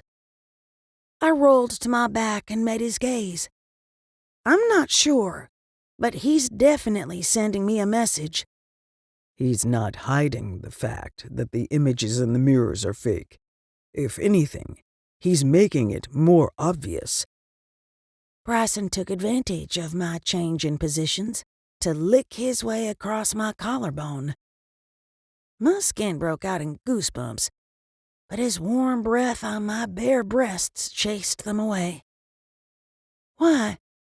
Why would the killer want me to know he's planting false evidence? Aaron cupped my cheek and turned my face toward his. He's trying to get into your head. It's working. I stared into his Caribbean blue eyes and lost my train of thought. Between his "I want you" expression and Bryson working his way down my body one kiss at a time, the blood had left my brain. Oh, God, that's working too. Bryson laughed against my inner thigh. I froze, unable to reconcile the chaos in my head with the desire in my body. Is it weird I'm getting hot and bothered while discussing potential murders? As long as it's us, not the conversation turning you on, I'm good with it. Aaron snickered. Bryson lifted his head. Should I stop? No. I curled my fingers in his long hair. Don't stop. We need this. I need this. Aaron claimed my mouth with a kiss that stole my breath and my worries. Between the two of them, any thought of murders and kids and fairy brothers melted away. Those few stolen moments were about more than pleasure, although there was plenty of that to go around. They were a chance to reconnect. We'd talked, shared a table, a bed, and even a shower. But we hadn't slowed down enough to enjoy each other's company. Naked in the early morning hours, we shut out the world and focused on what mattered most. Each other. For a while, anyway. Cut it out, Bryson. Aaron's laughter bordered on a giggle. Not exactly the sound I wanted to hear while straddling a man. Evidently, laughter was contagious because Bryson joined in. I'm not doing anything. I disagreed. He was doing marvelous things to my body. Or he was. Wiggling and kicking his feet, Aaron raised his head and shoulders and peered past me. Maddie, down!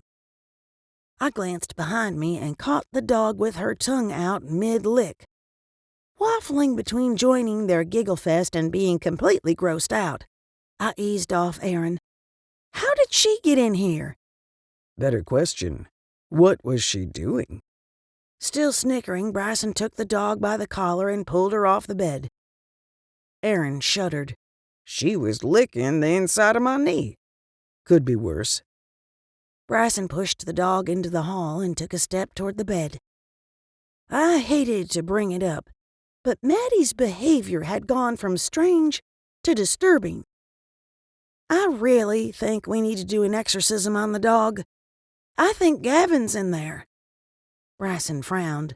Aaron gave me the same you can't be serious look Bryson had when I'd first mentioned the possibility of Gavin possessing Maddie. That would explain why she's been watching me in the shower. See? Pointing at Aaron, I turned to Bryson. Plain peeping Tom wasn't proof, but it was a start. He grinned. Do you really think we need to do a dog exorcism? Quinn's whimpers came through the baby monitor. Half a heartbeat later, he'd worked himself into a tizzy. Bryson glanced from us to the door as if considering his next move. He was closer, but technically it was Aaron's turn to see to the baby. As much as I would have loved to keep fooling around, the sunlight seeping through the cracks in the curtains told me we didn't have time. I hopped up and snatched my robe from the floor. I'll get him. 3 more minutes. Tops. Aaron reached for me, but I sidestepped him. Motioning toward his man parts, I shook my head. I hate to deflate your high hopes, but it looks like playtime's over. He covered the area in question. Nothing a kiss won't fix. The pitter-patter of little feet filled the hallway. TJ and JoJo are up. They're going to want breakfast. I flashed him an evil grin. But I suppose I could call Maddie to... Don't you dare finish that sentence. Aaron's mouth fell open. That's just wrong, Tessa. Bryson pulled on a pair of PJ pants. Teasing a guy when he's down. Out. Aaron tossed a pillow at us. Both of you. Cackling like a couple of old ladies, Bryson and I walked into the hall. He headed toward the nursery, and I went straight to the kitchen. The kids could wait, but the adults in the house would need coffee. And I wasn't talking about the decaf crap.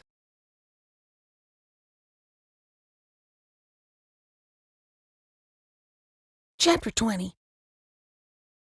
Mondays were never my favorite day of the week, but this one promised to be a good one. I had plans to spend the afternoon with Jolene. The girl had been through so much, she deserved a few hours outside the house to forget her troubles. Lord knows I did too. Mom? JoJo knocked on the bedroom door. Are you ready? Almost. Come in. I frowned at my frizzy red curls and got to work on a French braid. Despite everything going wrong, I wanted to look nice for our girls' day out. Will you help me with my hair? She gave me a tired smile. I'm pooped. Dad made me catch up in math class. How'd you do? Okay, I think. But he says my social studies essay needs work. I loved that Bryson had taken the lead with her education. While I'd taken math and science in college, I'd forgotten most of the information after final exams. I pulled her into an embrace. Are you sure you're up for this today? I'm up for it. This is Micah Sterling we're talking about. JoJo wiggled out of my arms. But maybe just the movie. No pedicures or lunch. Sure, as long as we can stuff ourselves on movie snacks. I would have bought her a theater and loaded it with ponies and kidnapped Micah Sterling to do a live reenactment if it meant she kept talking to me instead of glaring. Popcorn and chocolate and 2 hot dogs. She flashed me a grin that gave me hope she'd be okay. Maybe we all would, with time and love and ridiculous amounts of junk food. You got it. I glanced at the clock. We can catch the earlier showing. Aaron came into the room, pulled his shirt over his head, and kicked off his shoes. Give me 5 minutes. For what? The view of his abs and toned back short-circuited my brain.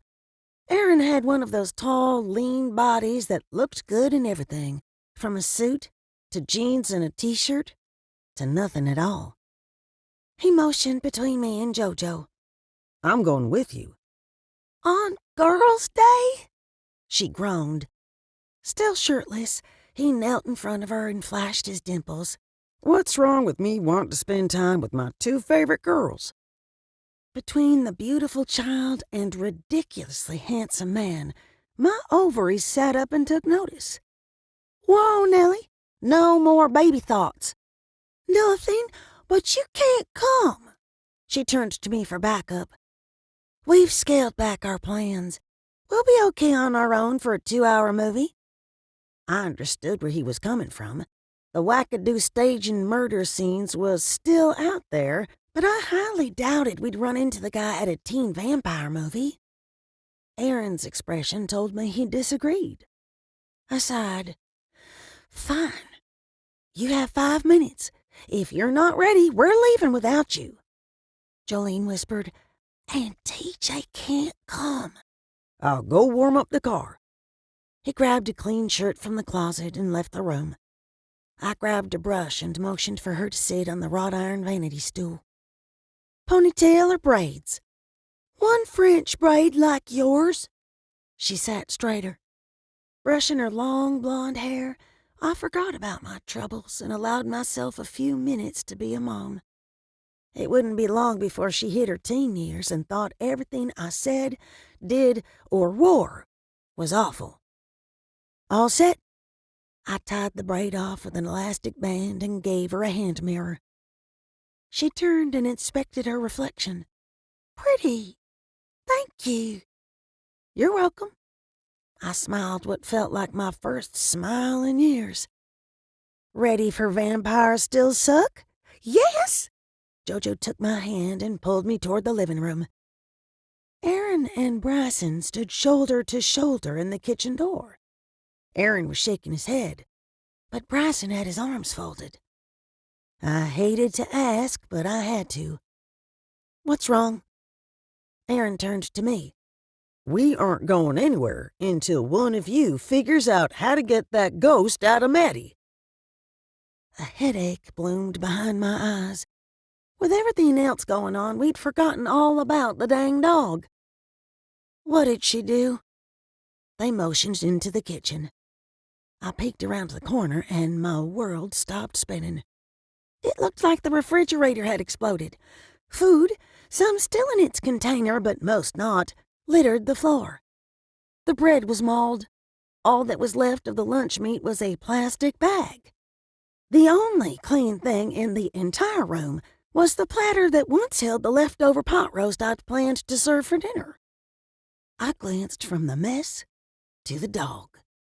Maddie sat upright in a chair with a container of leftover beef stew in front of her, and that wasn't the weird part. Judging from the brown goo dripping down the front of the cabinet, she'd reheated it in the microwave. She looked up at me, flashed a doggy grin, and let out a belch that put teen boys everywhere to shame. Gavin? I took a tentative step forward. Maddie, or should I say Gavin, nodded. Get out of there this instant! I stomped my foot. Like that would help. The absolute last thing I wanted to deal with was a ghost in a dog with an upset stomach. The second to the last thing was cleaning the kitchen. The dog howled. Jolene pushed past me. What did you do? I told you I'd bring you a hot dog from the movie theater. Maddie/Gavin hung his head. Bryson, Aaron, and I exchanged surprised glances. Bryson cleared his throat. Jojo, how long have you known Maddie was possessed? Since last Sunday. Her guilty expression reminded me of the dog. Big eyes, dipped chin, and a healthy dose of sorry not sorry. I didn't want to tell you. It's nice to have someone to talk to whenever I want. Once again, the parents in the room exchanged glances, only this time we were the ones with the guilty expressions. Aaron rested his hand on her shoulder.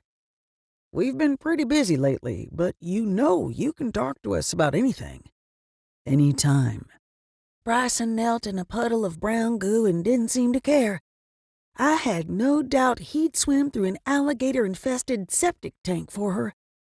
I'm sorry I haven't had time for you. Let's plan on getting back to the studio and sculpting this week. Sure, but I don't mind that y'all are busy. She hitched a shoulder. You guys are my parents. Gavin's cool and makes me laugh. Aaron's brows rose. Hey, we're cool. Jolene rolled her eyes. Yeah, but Gavin doesn't tell dad jokes. The possessed dog snorted. As much as I enjoyed watching her tease them, Gavin had been in the chocolate lab long enough, and I missed the real Maddie. She might not have been the crunchiest bone in the box, but she was our goofball. Come out, Gavin. He can't. He's stuck. Jolene dipped her chin. Stuck? Bryson turned to me as if I had the answers. I hated myself for having to ask, but her expression worried me. Stuck on his own, or stuck because you wanted a friend? On his own. She continued to avoid my gaze. While I believed Gavin had gotten in over his head, I had a feeling she'd kept him trapped on purpose. Can you get him out? Yep. Jojo sighed and placed one hand on each side of the dog's face. This might make you puke. Aaron's eyebrows climbed into his hairline. I didn't know why he was so worried. It wasn't like a little dog vomit could make more of a mess. Jolene's magic worked its way across my skin like ice crystals on a window. A cool wind blew through the kitchen, sending wrappers and bits of food flying. The dog whimpered and shook her head, but Jojo refused to let go. Glasses crashed to the floor, dishes rattled in the cabinets, and the cupboard doors flew open. And then it stopped. At some point during the commotion, Maddie had collapsed. Jojo knelt beside the dog and ran her hand over her brown fur. Good girl. You're okay now. The poor thing lifted her head and glanced from the mess to us and barked like the boogeyman had walked into the room. Did it work? I didn't sense the spirit nearby. Yep. Gavin says he'll be close, but he needs to do ghost stuff. Jojo stood. I had a feeling ghost stuff meant he needed time to recoup. Surveying the mess, Aaron blew out a breath. And she didn't puke. Maddie's racket stopped, but she continued to move as if barking. It looked as if someone had hit the mute button. Quinn squealed from his swing. I turned to Bryson. We have to do something about his magic. This is getting ridiculous. I'll call Hearst today. Bryson walked to the sink, scraped chunks of food off his arms, and turned on the disposal. Quinn is like Baby Yoda, only cuter. Jojo frowned down at her clothing. But we can't fix him now or we'll miss the movie. The four of us looked like we'd been on the losing end of a middle school cafeteria food fight. I glanced at the clock. It hung at an odd angle, but it had withstood Hurricane Jolene. Your dads can deal with Quinn in this mess. Go clean up and be ready to go in 10 minutes. Wet ghost dog hair? Don't care. Laughing, Jolene bolted for the bathroom. Aaron and Bryson stared with you can't be serious expressions. I'm still going with you. Aaron squared his shoulders and raised his chin. But the tough guy impression would have worked much better if he didn't have macaroni noodles in his hair. No need. Now that Gavin's free, he can be our bodyguard. Heading for the master, I waved over my shoulder. Gotta run. Have fun. Shouldn't we talk about what just happened? Bryson trailed after me with Aaron on his heels. Which part? I played dumb, but they weren't buying it. Please tell me she didn't keep the ghost and the dog to have someone to talk to, Aaron said. Maybe. I doubt Gavin would have stayed in the dog willingly. I started the shower, stripped and stepped in. As for what just happened, she's been lonely and feeling neglected. The best thing for her is to spend an afternoon with her non-dad joke-telling parent. We can have a family meeting after the movie. Ha ha. Aaron poked his head in the shower. Are you sure you'll be okay without me? Bryson laughed. Are you sure you don't have ulterior motives? Aaron winced. Who, me? Ignoring them, I sang the theme song to Vampires Suck while I washed the food scraps from my hair. Aaron grumbled under his breath. Go, but promise me you'll be careful.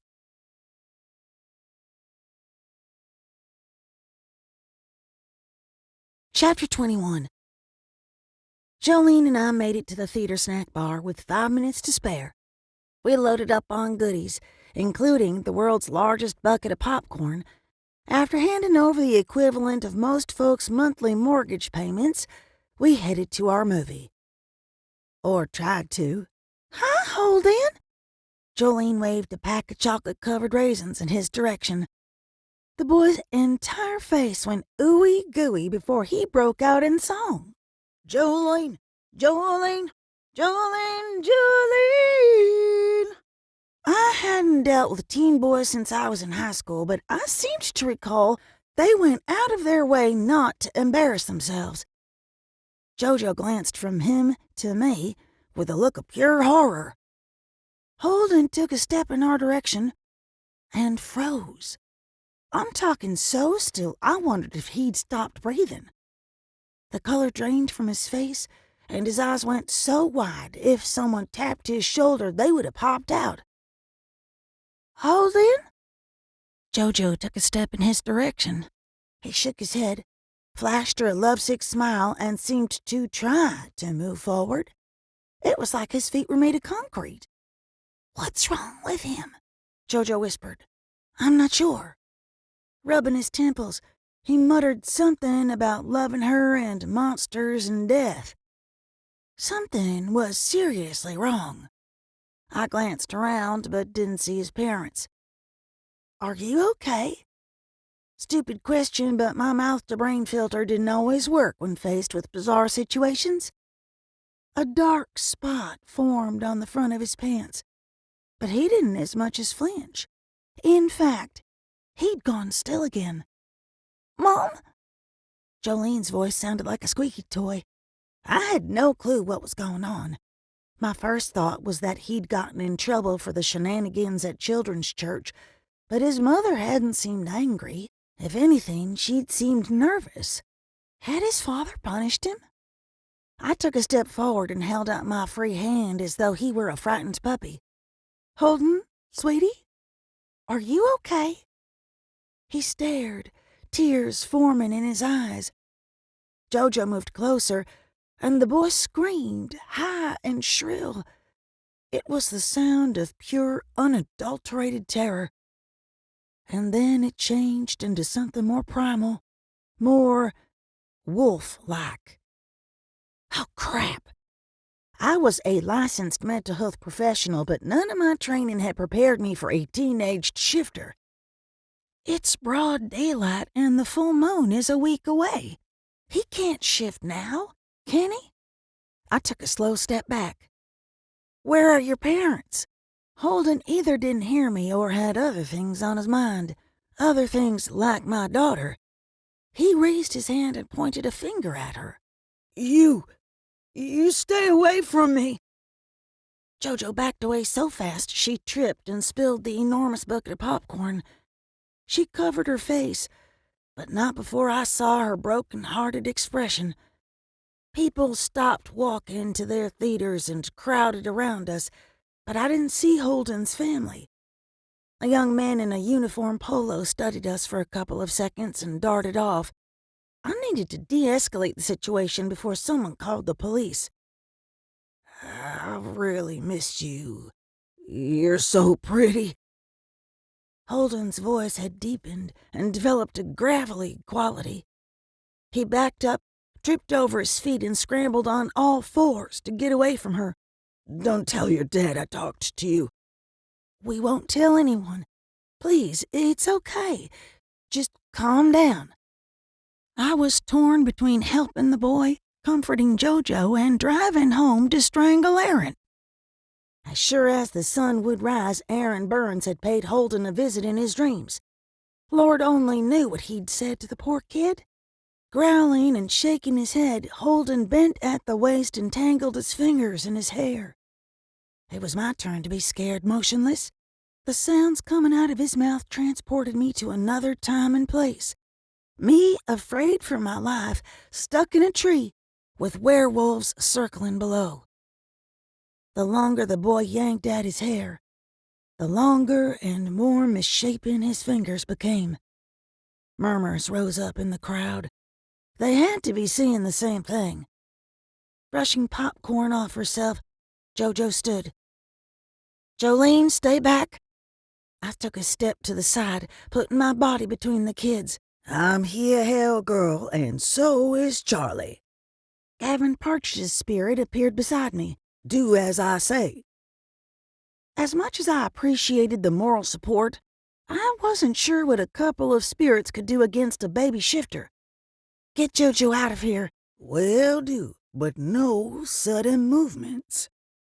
Gavin disappeared from my peripheral vision. "Jolene, listen to me. You can't run, no matter what." "Okay," she whispered. "Hell, girl, Charlie says to burn him if he charges, but don't let anyone see the fire." Gavin made an exasperated sound. "Does that make sense to you?" Nodding, I drew my magic to the surface, but stopped short of creating actual flames. Charlie was right. The last thing I needed was to light up like a Roman candle in front of an audience. "Don't hurt him." Jojo's voice cracked. "He can't help it. He's different." Holden's head snapped in her direction. Raising his elongated chin as if sent in the air, he curled his lips back and flashed us a rather impressive set of teeth. "She won't, but you have to be quiet," Gavin said. It might have been better for all concerned if Holden had fully shifted. The partial change was downright terrifying. A couple of bystanders screamed, others ran, but most continued to stare at the poor kid. The young werewolf kept his eyes trained on my daughter. In ultra-slow motion, I took another step backward. Fast approaching footsteps echoed to my left, but I didn't dare turn my head. "Damn it all!" Gavin's voice rose. "Tessa, be ready. Charlie says he'll likely come claws first. Use Bryson's training." Easier said than done. All I had to do was make contact without getting mauled to death. I wandered into my stance and pulled the heat of the Firebird into my palms. Early on, Bryson had spent countless hours teaching me to fight, but we'd stopped practicing when I became pregnant. A large man in a theater polo shirt pushed his way through the bystanders. "Is there a problem here?" Holden let out a growl that anyone with half a brain would have taken as a warning. Evidently, Movie Guy didn't have much in the way of common sense. He reached for the kid. "No!" I lurched forward out of instinct. Stupid move. One scratch and I ran the risk of turning furry on the next full moon. But I couldn't let an innocent human get hurt. Worse still, I couldn't let the boy ruin his life on what was likely the first time he'd shifted. Holden launched himself at me.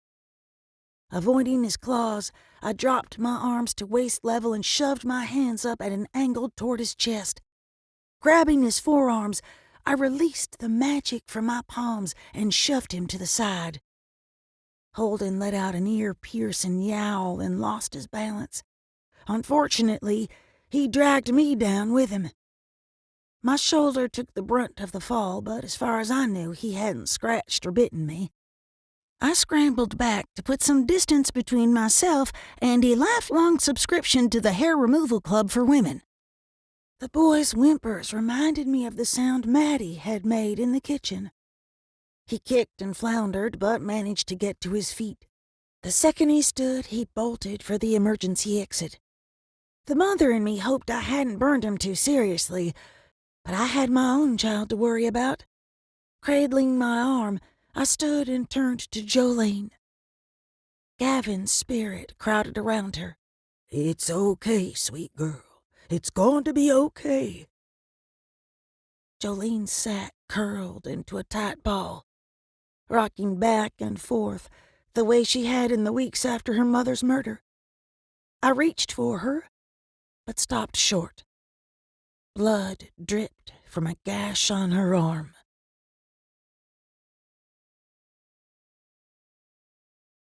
This has been part 2 of The Spirit Dancer. Tessa Lamar Novels, Book 5. Written by Kathryn M. Hearst. Narrated by Holly Adams. If you enjoyed this audiobook, please subscribe to Kathryn's channel where you can find part 3 of The Spirit Dancer, along with more of Kathryn's paranormal and contemporary romance novels.